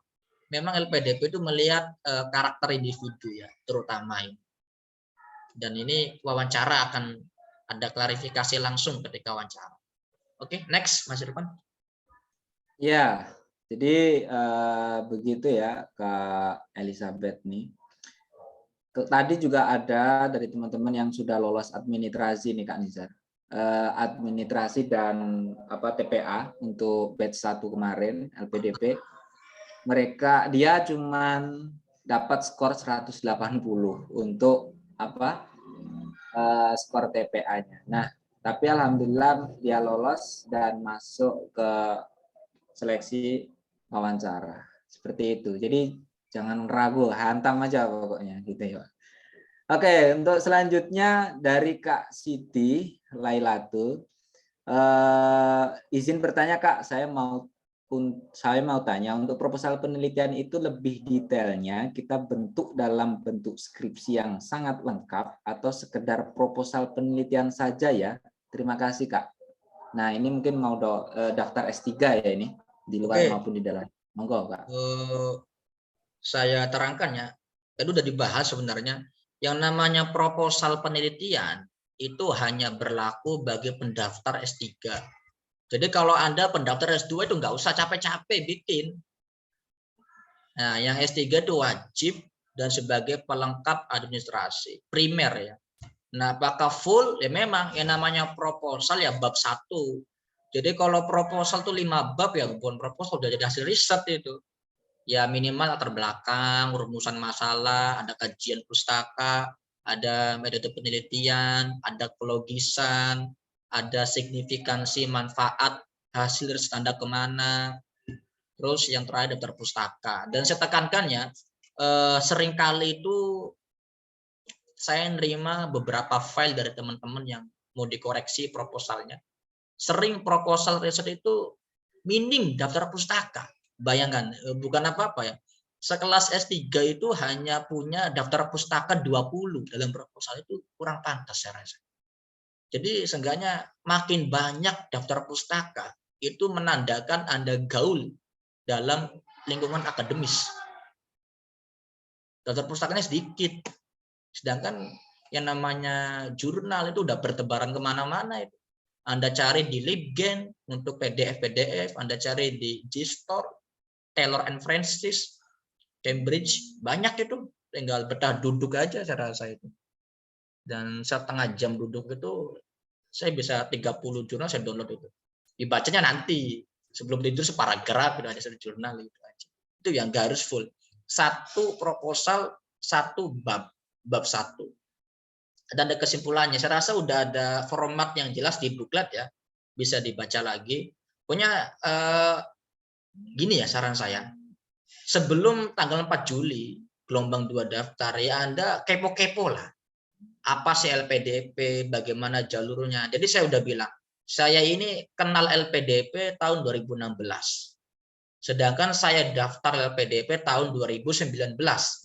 Jadi ada jenjang berapa tahun tuh saya pelajari semua LPDP, mulai dari YouTube-nya, YouTube mereka yang keterima LPDP, curhat-curhatan Urdi, ya saya dengarkan semua, saya setel, saya rekam, saya download. Itu jadi harus dikepoin semua tentang LPDP.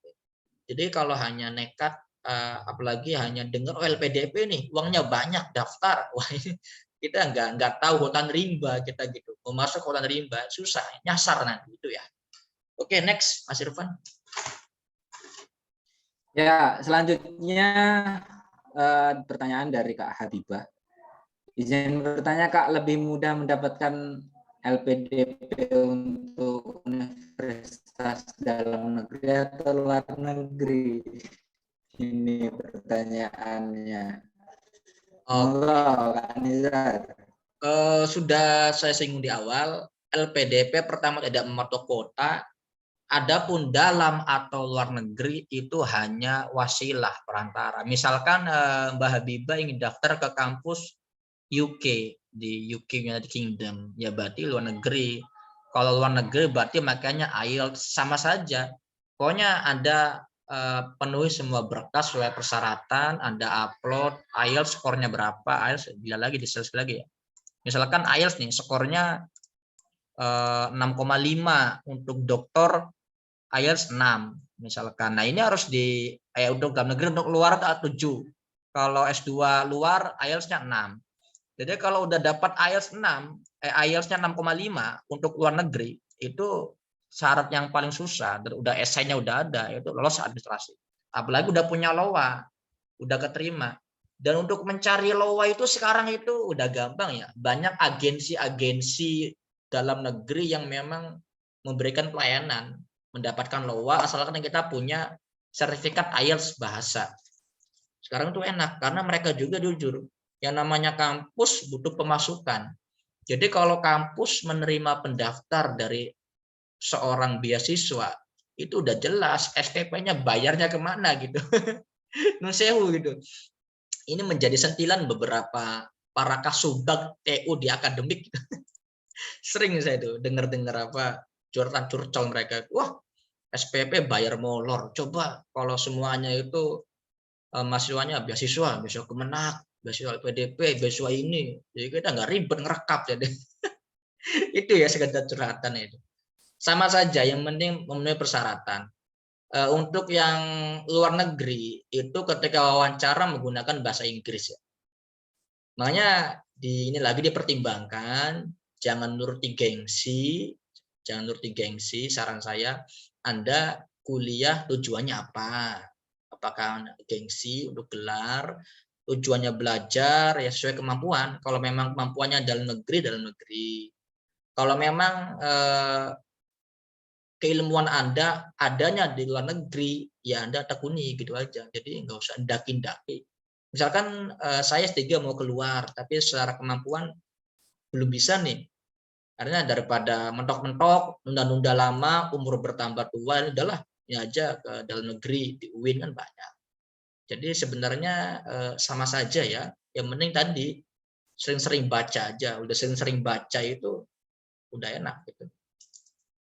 Oke, next, Mas Irfan. Sama saja kok. Iya, jadi lika-likunya sama. Tergantung capability kita, tergantung kapasitas kita juga ya, Kak Nizar. Mau di luar negeri, mau di dalam negeri. Tergantung juga izin orang tua.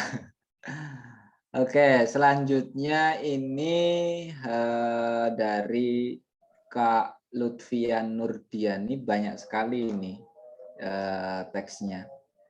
Saya bacakan yang awal saja. Pak barangkali bisa sharing contoh esai awardee yang bisa diulik-ulik bareng supaya kita ada pandangan seperti apa contoh konkretnya. Ya, gini kan Zar. Mungkin ada pandangan esai atau contoh esai gitu kan.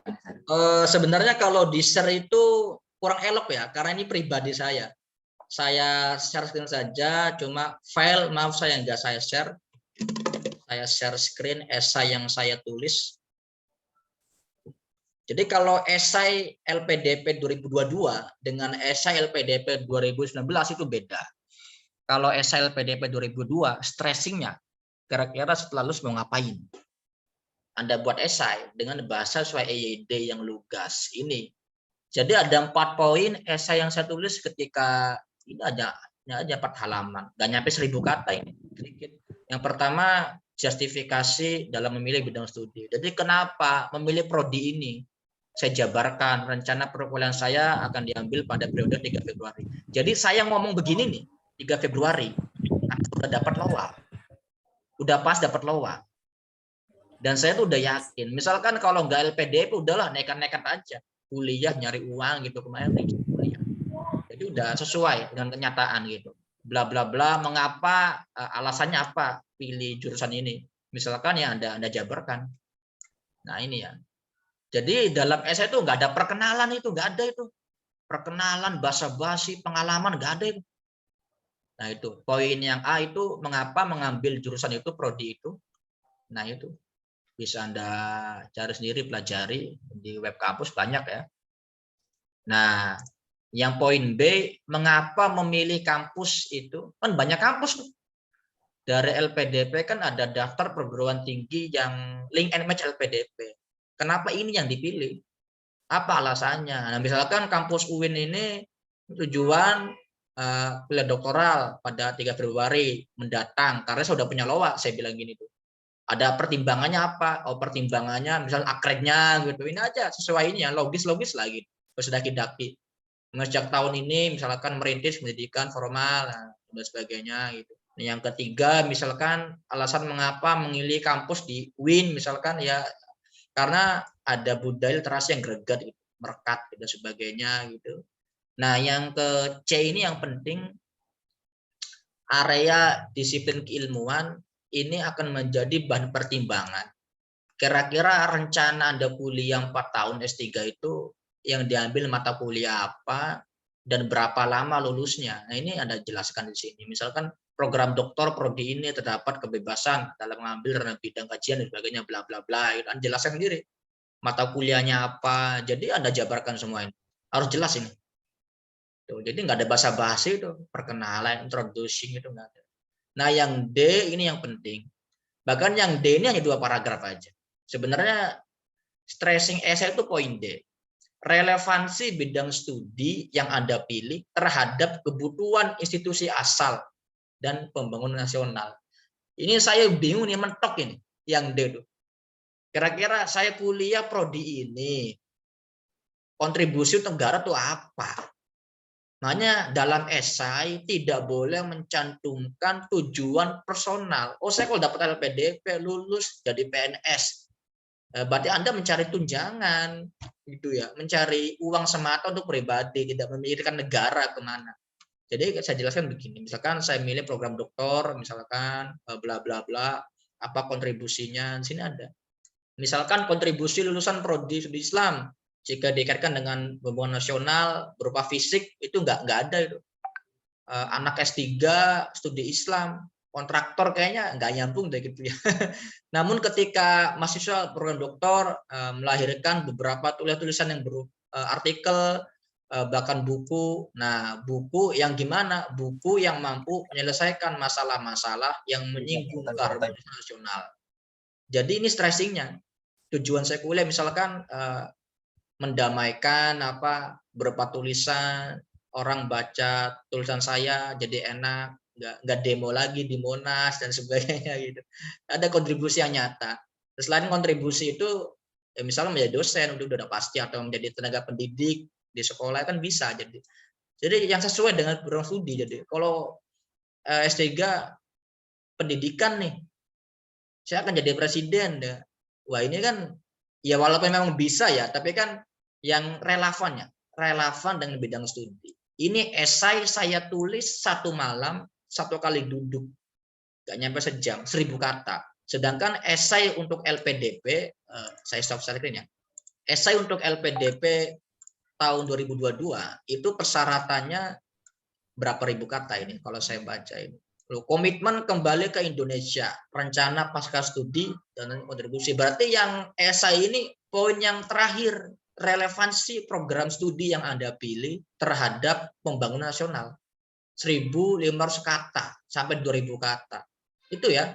Pokoknya dalam esai nggak boleh ada perkenalan, basa-basi, curhat. Wah, nggak penting itu, ngapain? LPDP udah kenal kamu lewat KTP, lewat CV kamu udah kenal. Udah poin. Kamu udah dibayar oleh negara misalkan. Udah dibayar nih, kira-kira feedbacknya apa? Jujur lah, nggak ada yang gratis loh di dunia ini. Nggak ada yang gratis loh. Walaupun LPDP ini lembaga yang memang kredibel, ada feedbacknya gitu ya. Itu ya esainya sekilas. Dan maaf saya nggak bisa share karena itu pribadi saya ya. Udah saya kasih motivasinya. Dan tadi ada yang kelewat LOA. Oke, LOA saya share ini. LOA itu letter of acceptance. Apa itu LOA? Dan LOA itu merupakan surat penerimaan bahwa yang bersangkutan sudah diterima di perguruan tinggi. Bagaimana cara mendapatkan LOA? Ya Anda tes sebagai mahasiswa baru, maba S2, maba S3 tes. Nah, di Win Jogja, ya Anda tes daftar online dan sebagainya, kapan tesnya. Kira-kira LOA itu mencantumkan nama lengkap kamu, nama saya nih. Nomor ujian nggak penting, nomor ujian nih. Nama saya ada nama saya, apakah diterima atau lulus, diterima apa enggak diterima, ada. Di mana terimanya? Di prodi mana? Oh, studi Islam. Berarti studi Islam ini prodi yang link sama LPDP gitu. Kalau biaya ini enggak usah ya. Dan yang ketiga harus ada nomor 5, kapan kuliah dimulai. Jadi kuliah 2020, sedangkan dapat LOA itu tahun 2019 Agustus. Berarti saya itu berhenti sesemester. Defer, itu boleh ngajukan defer. Pindah semester, itu defer namanya. Itu kebijakan kampus, namanya birokrasi ya. Birokrasi itu akan fleksibel ketika Anda kenal dengan birokrat. Tapi nggak semua fleksibel. Ada beberapa, misalkan defer mengajukan tanggal perkuliahan, diajukan apa diundur, itu bisa. Tapi ketika saya ngundur, harusnya kan Agustus, September saya kuliah. Tapi September saya nggak bisa karena masih seleksi LPDP. LPDP nggak mengizinkan. Nah, kalau yang 2022, ketika mencantumkan LOA, tanggalnya tidak sesuai dengan ketentuan perkuliahan, ditolak administrasi. Tapi enaknya kalau Anda pendaftar S3, udah punya LOA nih, Anda nggak usah tes TPA. Dan Anda itu punya golden ticket. Jadi ginilah gambar enaknya, udah punya LOA, 70% deh udah pasti keterima gitu. Karena udah memang LPDP akan nilai kamu, anaknya udah niat kuliah, udah punya LOA duluan. Satu langkah lebih maju itu ya. Dan untuk biaya tunjangan keluarga, memang kalau dana keluarga itu cair bagi S3 ya. S3 itu cair ketika tahun kedua. Walaupun yang kuliah itu perempuan, suami dapat tunjangan keluarga dan anak dapat tunjangan keluarga. Tapi tahun kedua ya, dengan syarat pasangan itu tinggal di tempat studi. Kalau Mbak Lutfian Nurdiani asal Surabaya misalkan, kuliah di Jogja, berarti sama suami di Jogja tinggalnya. Tapi bisa diakali, misalkan suami di Jogja hanya mengurus surat domisilinya aja. Karena untuk pencairan tunjangan keluarga, pencairan dana kedatangan, pencairan dana hidup bulanan, itu harus ada surat domisili. Walaupun KTP Anda Surabaya, kuliah di Surabaya, harus ada surat domisili. Nggak bisa, itu harus ada domisili. Dan itu wajib. Itu ya. Oke, next. Ada hal lain? Keluar dari tema. Ya. Apa ini? Kalau esai mungkin jangan terlalu hiperbola ya Kak Nizar. Iya, hiperbolis, terlalu ngada-ngada, daki-daki apa ya. LPDP itu bukan novelis ya, mereka itu birokrat kenceng jadi. Ini sedikit curhat ya. Jadi bahkan ketika pencairan kemarin, saya kan mencairkan dana hidup bulanan, pencairan dari semester 4 total 8 semester. Tapi salah ketik 4 semester dari 4 semester. Salah ketik angka, saya dapat email peringatan. Tolong diperbaiki jumlah semesternya pada tanggal sekian maksimal. Kalau tidak melewati batas, maka dana Anda akan dicairkan secara manual. Dan kalau carikan secara manual, itu lama itu. Dan ribet. Itu ya, nggak ada toleransi saya rasa itu. Ketat gitu. Oke, Mas Irfan, silakan yang lain. Ini Kak Nizar, ini mohon izin ya, ini saya coba share screen. Kemarin ini saya dan teman-teman diskusi tentang esai LPDP. Ini dari teman saya yang Dian yang sekarang di Leicester dan teman saya Sarda yang di Monash University. Ini kemarin membagikan format ini esai. Saya kok nggak bisa share screen Kak Nizar. Oh, benar. Ini nanti mungkin bisa menjadi pedoman atau menjadi acuan teman-teman untuk menulis Udah, esai saya yang co-host. 2022 ini, yang baru kemarin, tapi teman-teman ini belum berangkat karena belum ini. Nah, bisa dilihat ya share screen saya. Nah, ini terkait esai LPDP yang baru, karena esai LPDP ini tidak membedakan membedakan form dari kontribusi maupun data pribadi kita, tapi sekarang jadi satu semua, kisaran 1.500 sampai 2.000 kata. Kalau teman-teman kemarin itu pada paragraf pertama mendeskripsikan tentang latar belakang diri, pekerjaan dan pendidikan. Yang kedua, apakah pekerjaan dan pendidikan itu sesuai dengan background dan peminatan. Yang ketiga, deskripsi tentang masalah yang urgent, tentunya yang relate dengan background kalian. Katakanlah background dari komunikasi, oh ternyata ada kasus dari bidang-bidang ataupun diskursus komunikasi. Seperti itu. Yang keempat, paragraf keempat, deskripsi solusi dari masalah yang kita ambil.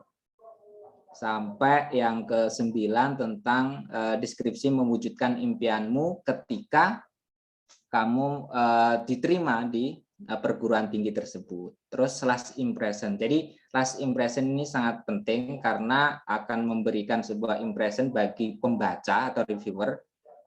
Terakhir itu apa sih yang disampaikan, mengena nggak sampai ke hati, mengena nggak sampai ke mindset dari reviewer tersebut. Jadi perlu diperhatikan ya teman-teman dari segi penulisan, mungkin jangan terlalu ilmiah, jangan juga terlalu sastra, jadi ya biasa-biasa atau secara global saja seperti itu.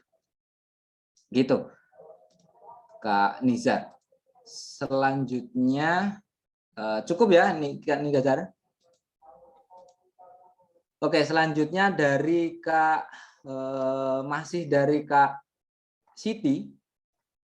Ini pertanyaannya seperti ini Kak Nizar.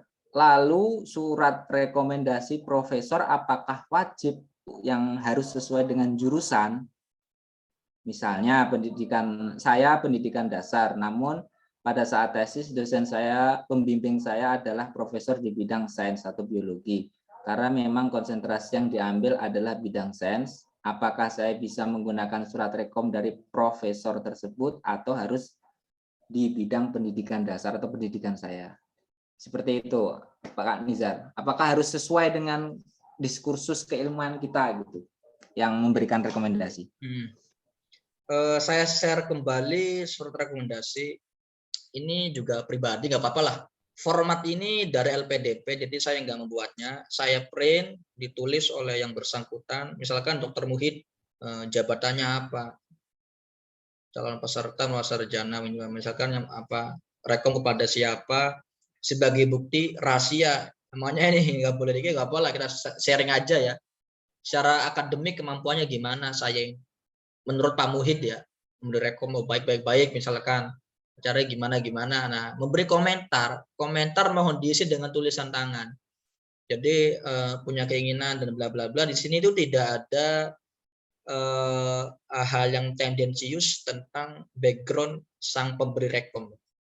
Nggak ada, hanya NIP, nama, NIP, jabatan, gitu saja. Dan rekom yang kedua ini kan Prof ya, Kaprodi, S3, nah Muhammad Nizar, jadi penilaiannya apa, saya dinilai oleh dia, jadi oleh beliau. Jadi komentar, semangatnya kuat untuk studi di S3, jadi gitu aja, simple. Jadi alamat pemberi rekom, ini nggak ada keterangan profesor bidang ini, nggak ada. Jadi udah saya bilang, rekomendasi itu sebagai wasilah, tawasul, sebagai pengangkat yang bersangkutan ini layak karena mendapat rekom dari orang ini gitu yang sesuai. Dan jangan lupa juga ini ya, saya ingatkan surat izin atasan. Nah, ini izin atasan misalkan kepada siapa? Semua form dari LPDP. Jadi kita hanya tinggal tulis ulang, diketik ulang, diedit, di print. Itu ya. Tidak mengaruh kok, tidak pengaruh. Kalau mau rekom dari misalkan dari Muhammadiyah, dari NU, pejabat setempat, ketua PC, ketua PW itu bisa sebenarnya. Cuma saya sarankan tadi karena Anda kan terjunnya di kampus, kuliah lagi agak ya Anda carilah rekom yang memang backgroundnya akademisi ya, dosen S3 minimal atau doktor atau profesor gitu ya. Anda kuliah S2 berarti kan yang minimal doktor yang direkom. Anda kuliah S3 ya minimal prof yang direkom, berarti bebas lah. Misal rektornya bisa, wareknya bisa, yang penting tadi namanya yang namanya titel itu mengangkat juga dalam direkom gitu ya. Nggak ada background itu nggak ada itu. Bebas. Setahu saya bebas nggak ada. Tenang aja itu. Oke, yang lain? Ya, jadi fleksibel ya Kak Nizar. Ya, fleksibel sekali Oke. itu. Nah, Ini dari Kak, ini banyak ya. Satu kali lagi dari Kak Lutfi.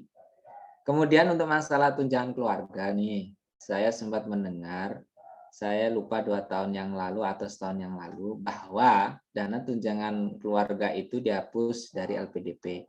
Apakah itu memang diadakan lagi atau bagaimana? Dan apakah dana tersebut diberikan untuk semua gender awardee atau hanya untuk kepala keluarga saja? Enggak Kak Nizar, tunjangan. saya seru ulang ya. Ini terutama bagi mereka yang dalam negeri ya. Mana ya? Ini reguler ini.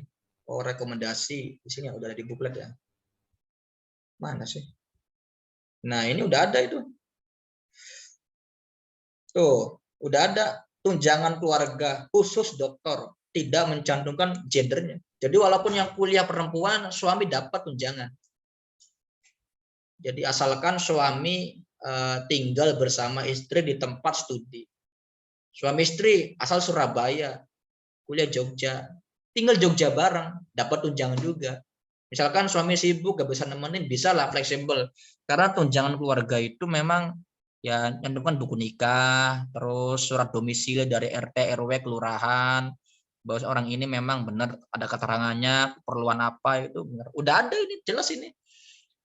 Udah ada, cuma cair tahun kedua ya, tahun kedua masa studi. Teman saya pernah ngajukan ini nih, teman sekelas saya LPDP pernah, ditolak ternyata itu.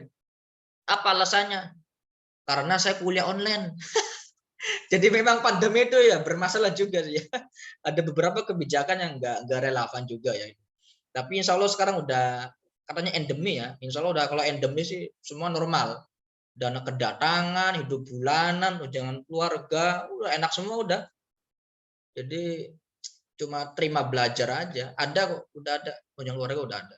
Nggak dihapus. Tapi untungnya S3 ya. S3. Kalau yang S2 nggak ada. Yang S3. Jadi istri atau suami dan anak yang satu ya. Kalau istrinya 2 ya 1 yang diajukan misalkan yang mana yang mau dipilih. Ini bicara personal, ini teks juga penting ya. Penting. Anak 1 itu ya, cuma 2 orang.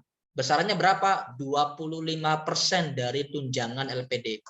Misalkan istri yang kuliah, istri dapat 4 juta sebulan. Yang S3 nih, istri S3, suami nggak kuliah, belum kuliah. Nah, suami dapat 25% dari tunjangan istri. Berarti dapat 1 juta. Sebulan 1 juta. Punya anak nih, anak juga dapat diajukan. Tapi anak itu saya kurang paham ya. Ada ketentuan umur apa enggak? Apakah anak yang udah ABG juga dapat atau enggak juga ya? Enggak tahu saya. Nanti bisa dibaca lagi di buklet khusus atau Anda call center LPDP. Dan enggak dicantumkan itu ya. Detailnya. Oke, yang lain next. Enggak apa-apa. Atau kalau tanya langsung nggak apa-apa, supaya lebih mudah nggak salah paham ya. Karena kalau lewat chatting nanti multi tafsir juga nih, muhtamalat itu. Iya. Kalau ini kan Nizar, ini Ya. pertanyaan pribadi saya ini. Kalau yang doktor ngambil LPDP, menjadi OR di LPDP dan belum berkeluarga, apakah dapat tunjangan keluarga gitu? Oh, Untuk calon mertua atau calon nggak dapat Mas, nggak dapat. Long saya aja nggak dapat kok. Nggak dapat. Pokoknya tadi saya bilang, tunjangan keluarga itu mencantumkan buku nikah, surat nikah, kartu nikah, mencantumkan surat domisili, bahwasanya pasangan ini tinggal bersama di tempat studi.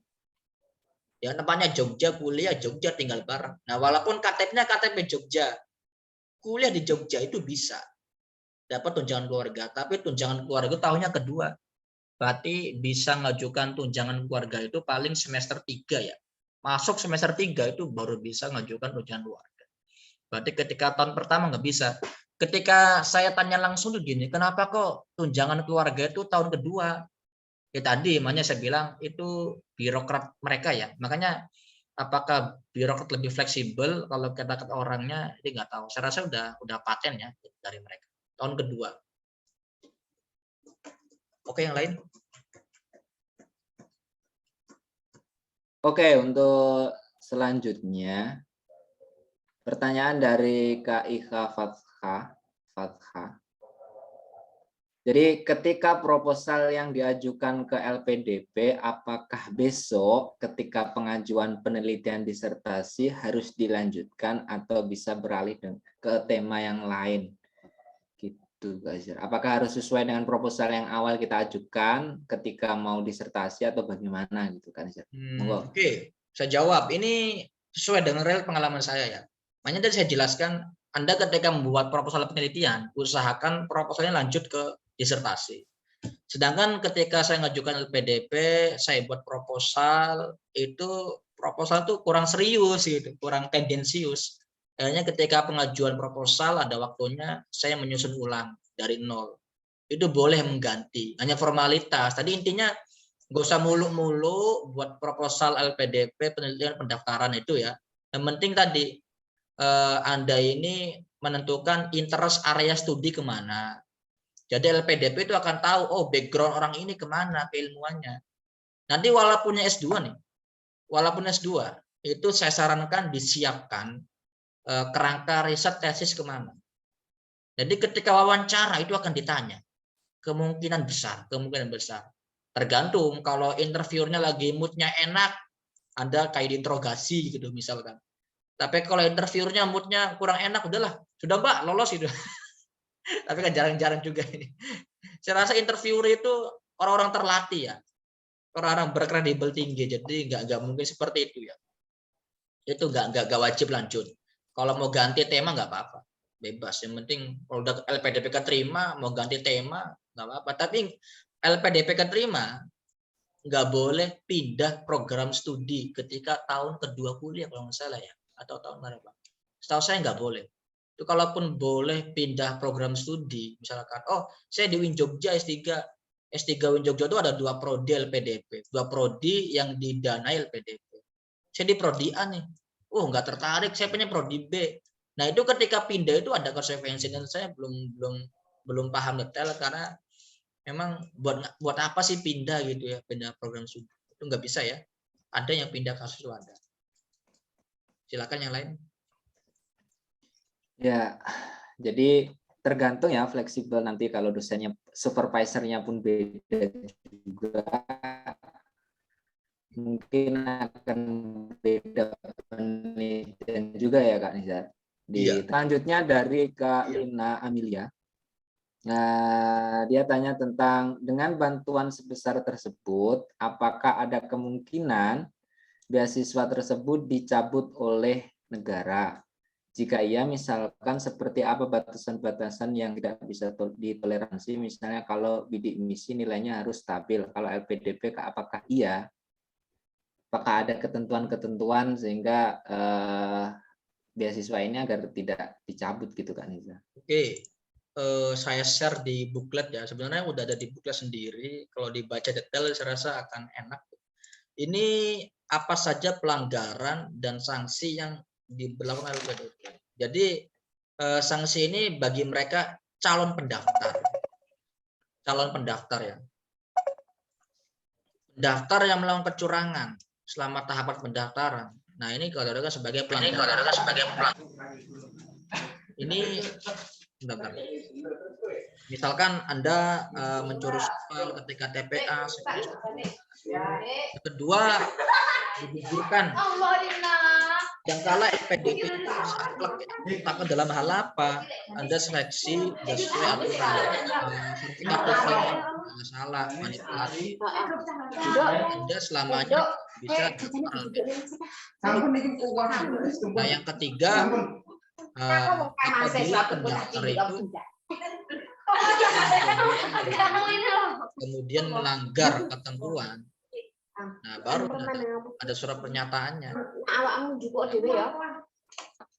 Oh, pemberhentian yang akan datang selamanya nggak bisa daftar. Karena hukum kan banyak.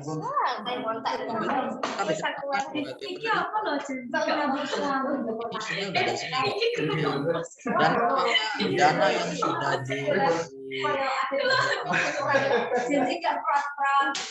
dikembalikan bisa ditagih ulang.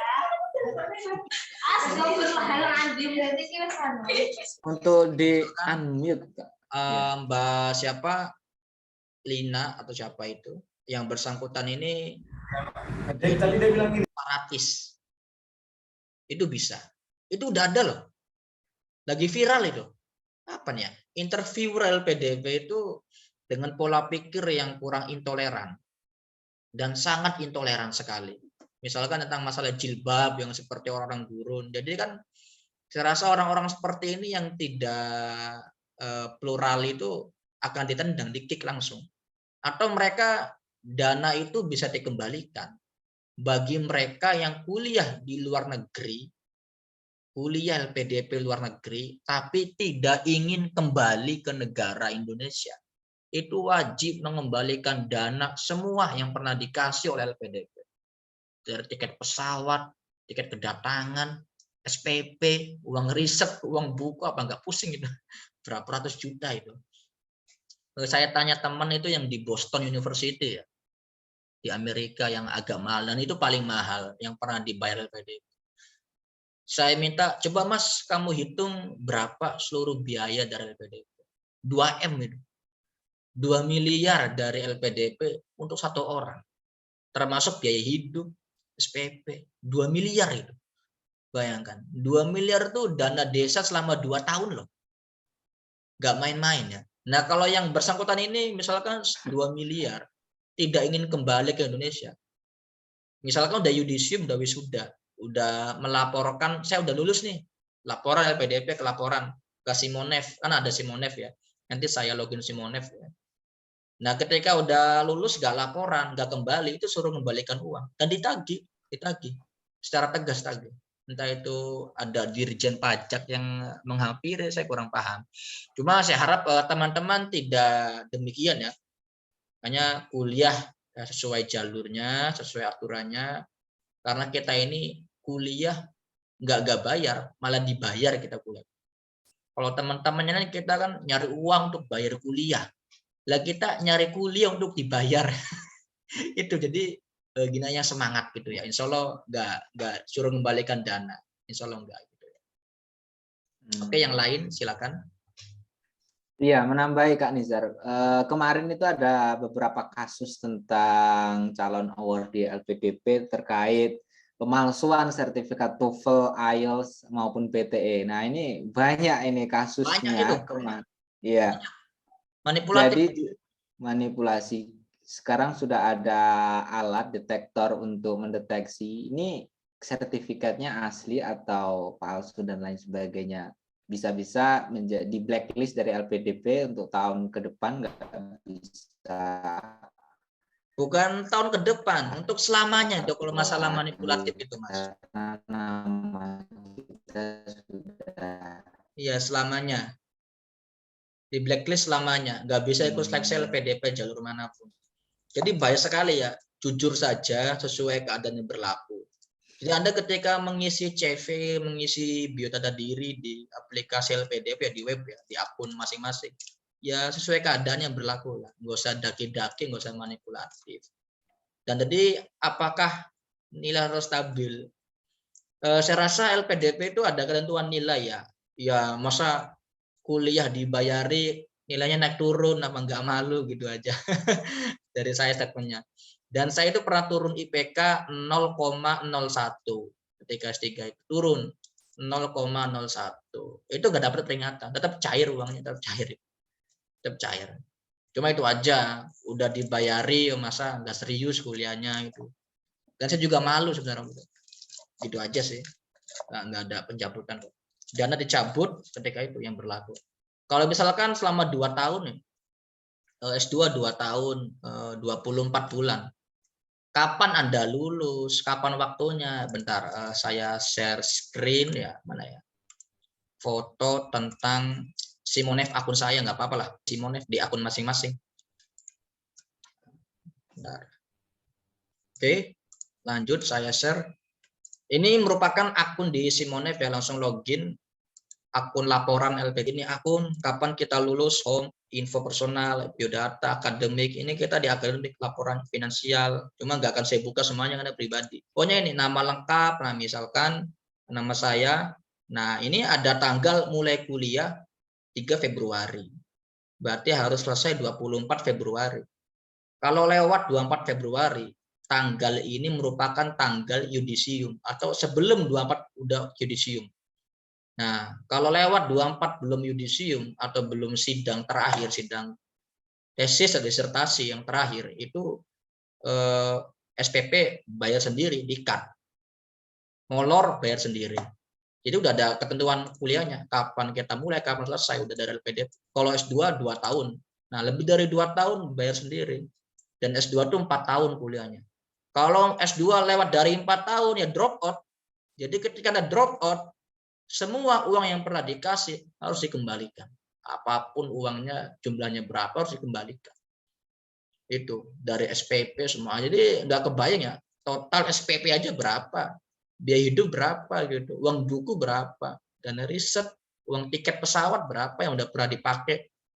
Jadi gitu aja. Saya pribadi nih, kuliah udah dibayar gitu, masa nggak serius kuliah? Ya bolehlah. Masa nggak serius gitu aja sih. Oke, gimana Mas Irfan? Yang lain next. Kata ini aja santai ya, saling sharing nggak Pak?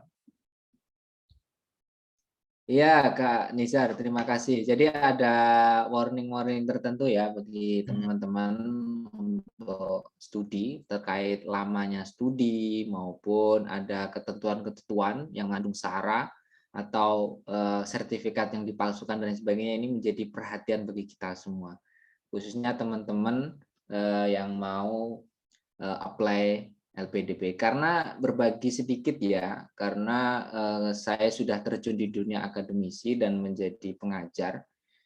Ini banyak sekali terjadi kecurangan terkait sertifikat bahasa, karena by the way dosen-dosen itu terkadang kan sudah sepuh. Yang kedua banyak kegiatan, repot, anaknya 8 kan, mau nambah 1 lagi. Ya. Jadi mereka mau tidak mau harus mengambil jalan yang bisa dikatakan jalan kiri gitu. Nah, ini menjadi perhatian bagi kita terutama bagi teman-teman yang mau pendaftaran di batch 2. Gitu Kak Nizar. Ada pertanyaan pribadi dari saya sendiri nih Kak Nizar terkait pertanyaan-pertanyaan yang sekiranya akan ditanyakan di interview. Karena notabene kemarin itu ada kasusnya seperti ini, bahwa teman-teman itu banyak yang tersandung di interview, administrasi beres, TPA beres. Nah, gagalnya teman-teman di angkatan saya itu di interview, ya. Padahal mereka mungkin praktis sebelumnya, jauh-jauh sebelumnya beberapa kali ulang dengan teman-teman. Nah, mungkin ada ya katanya kurang sopan, katanya attitude-nya nggak dipakai dan lain sebagainya. Apakah itu juga termasuk dalam penilaian gitu Kak Niza? Oke, saya share screen tentang interviewer, mana list pertanyaan ya. Jadi saya jelaskan ya, interviewer itu hanya klarifikasi apakah yang bersangkutan pantas dibayar oleh negara. Itu tujuan wawancara. Nah, apakah attitude juga berlaku? Saya rasa gini, kalau misalkan orang Batak yang diwawancara orang Sunda ya kayak dibentak nanti. yang wawancaranya orang Sunda, yang diwawancara orang Batak. Jadi interviewer, kok saya dibentak. Jadi memang untuk masalahnya subjektif ya. Saya nggak bisa menyinggung. Ya Anda lebih paham lah. Ada etika, ada etiket. Kalau etika semua orang udah paham. Menampar orang itu nggak beretika. Tapi namanya etiket, misalnya etiket. Masuk ke perpus harus menggunakan sepatu. Ini kan etiket, bukan etika. Apa hubungannya sepatu sama perpus? Kalau nggak pakai sepatu nggak boleh baca buku emangnya. Ini etiket. Jadi etiket juga harus diperhatikan. Etiket itu semacam etika lokal yang berlaku di daerah itu. Harus teliti. Jadi walaupun Anda orang luar ya Anda pelajarilah budaya-budaya setempat, apalagi budaya interviewer ya. Ini beberapa pertanyaan yang sering dilontarkan ketika wawancara. Nah ini misalkan latar belakang orang tua, kekuatan kelemahan, itu udah saya share ya di chat di Zoom ya. Kegagalan terbesar ini sering. Atau juga pernah itu saya itu interviewer di samping saya tanya gini, Mas, karena kamu udah punya istri, kalau istri kamu lahiran, kuliah kamu gimana nanti? Nah, saya dengar itu ketika interviewer nanya itu jedanya lama baru jawab. Jadi saya sarankan ketika interviewer nanya langsung jawab, fast respon. Jadi kalau nanya jeda, ini mikir lama jadi. Kalau gini kan apa ya? Ada keraguan yang dimunculkan oleh yang bersangkutan. Jadi interviewer tuh ragu. Ini secara administrasi udah lengkap, tapi secara psikis, secara kesiapan, kejiwaan kayaknya masih belum gitu ya. Makanya tadi saya udah utarakan, wawancara pertama itu saya nggak lama, hanya 40 menitan. Saya lihat jam itu, 40 menitan. Sebelum saya sejam setengah, 2 jam setengah, 40 menit itu nggak lama pertanyaannya. Dan ketika di akhir wawancara ya saya selingi guyon, santai aja karena saya ngomong ya on the point lah, out of the box gitu. Jangan nutup-nutupi sikap kita, sok anggun, sok gimana, karena interviewer itu akan paham. Ingat, wawancara pertama ada psikiater dengan jam terbang yang tinggi. Nggak kacang-kacang itu. Dan kita nggak tahu orang mana yang psikiater. Nggak bisa, orang yang tengah nggak ada. Psikiater itu. Wawancara kedua ini hanya wawancara kebangsaan. Itu ya. Ada itu juga dipakai etika, etiket diperhatikan saya rasa ya. Saya rasa udah lebih paham teman-teman daripada saya. Nanti kesan menggurui, paham lah etika bagaimana, etiket bagaimana. Dan ketika wawancara ada tips misalkan berpakaian putih, hitam ya, ikuti arahnya gitu. Putih, hitam, sepatu hitam gitu. Nah, ketika masuk ya agak nunduk, agak sopan dikit lah walaupun ada karakter yang agak keras gitu. Untuk jangan menaruh tangan di misalkan Anda ketika wawancara ada meja ya. Kursi satu, di depan kita tiga orang. Jangan pernah menaruh tangan di meja. Itu kesannya menantang. Taruh tangan ya biasa. Misalnya tangan ini taruh di atas paha. Anda menghadap ke orang-orang yang tengah. Ketika orang sebelah kanan tanya, Anda hadapkan bahu Anda ke sini. Jadi ketika yang nanya siapa, Anda hadapkan muka yang nanya. Jadi jangan sampai yang nanya sebelah kiri, Anda ngadap ke situ. Begini, wah itu enggak, ya itu juga kurang etis ya. Pokoknya ketika yang nanya tengah ya saya jawab ke orang yang tengah, muka saya arahkan ke yang tengah. Itu wajib Anda ketahui itu ya, wajib. Dan biasa aja duduknya gak usah terlalu tegak gini, itu menandakan Anda kurang siap secara mental. Jadi diapik-apik no, ya biasa aja lah. Duduk ala kadarnya, tangan di atas paha gitu. Gak boleh naruh tangan di atas meja atau begini ya, duduk begini tangan begini di atas meja. Itu kayak apa ya? Nantang atau gimana saya tanya. Pokoknya Anda tanyalah teman-teman yang background psikiater pasti paham.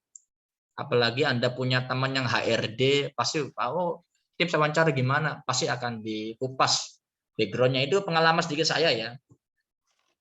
Adapun list wawancara udah saya kirim, tinggal dipelajari. PPT udah saya kirim, udah saya cantumkan nomor WA saya.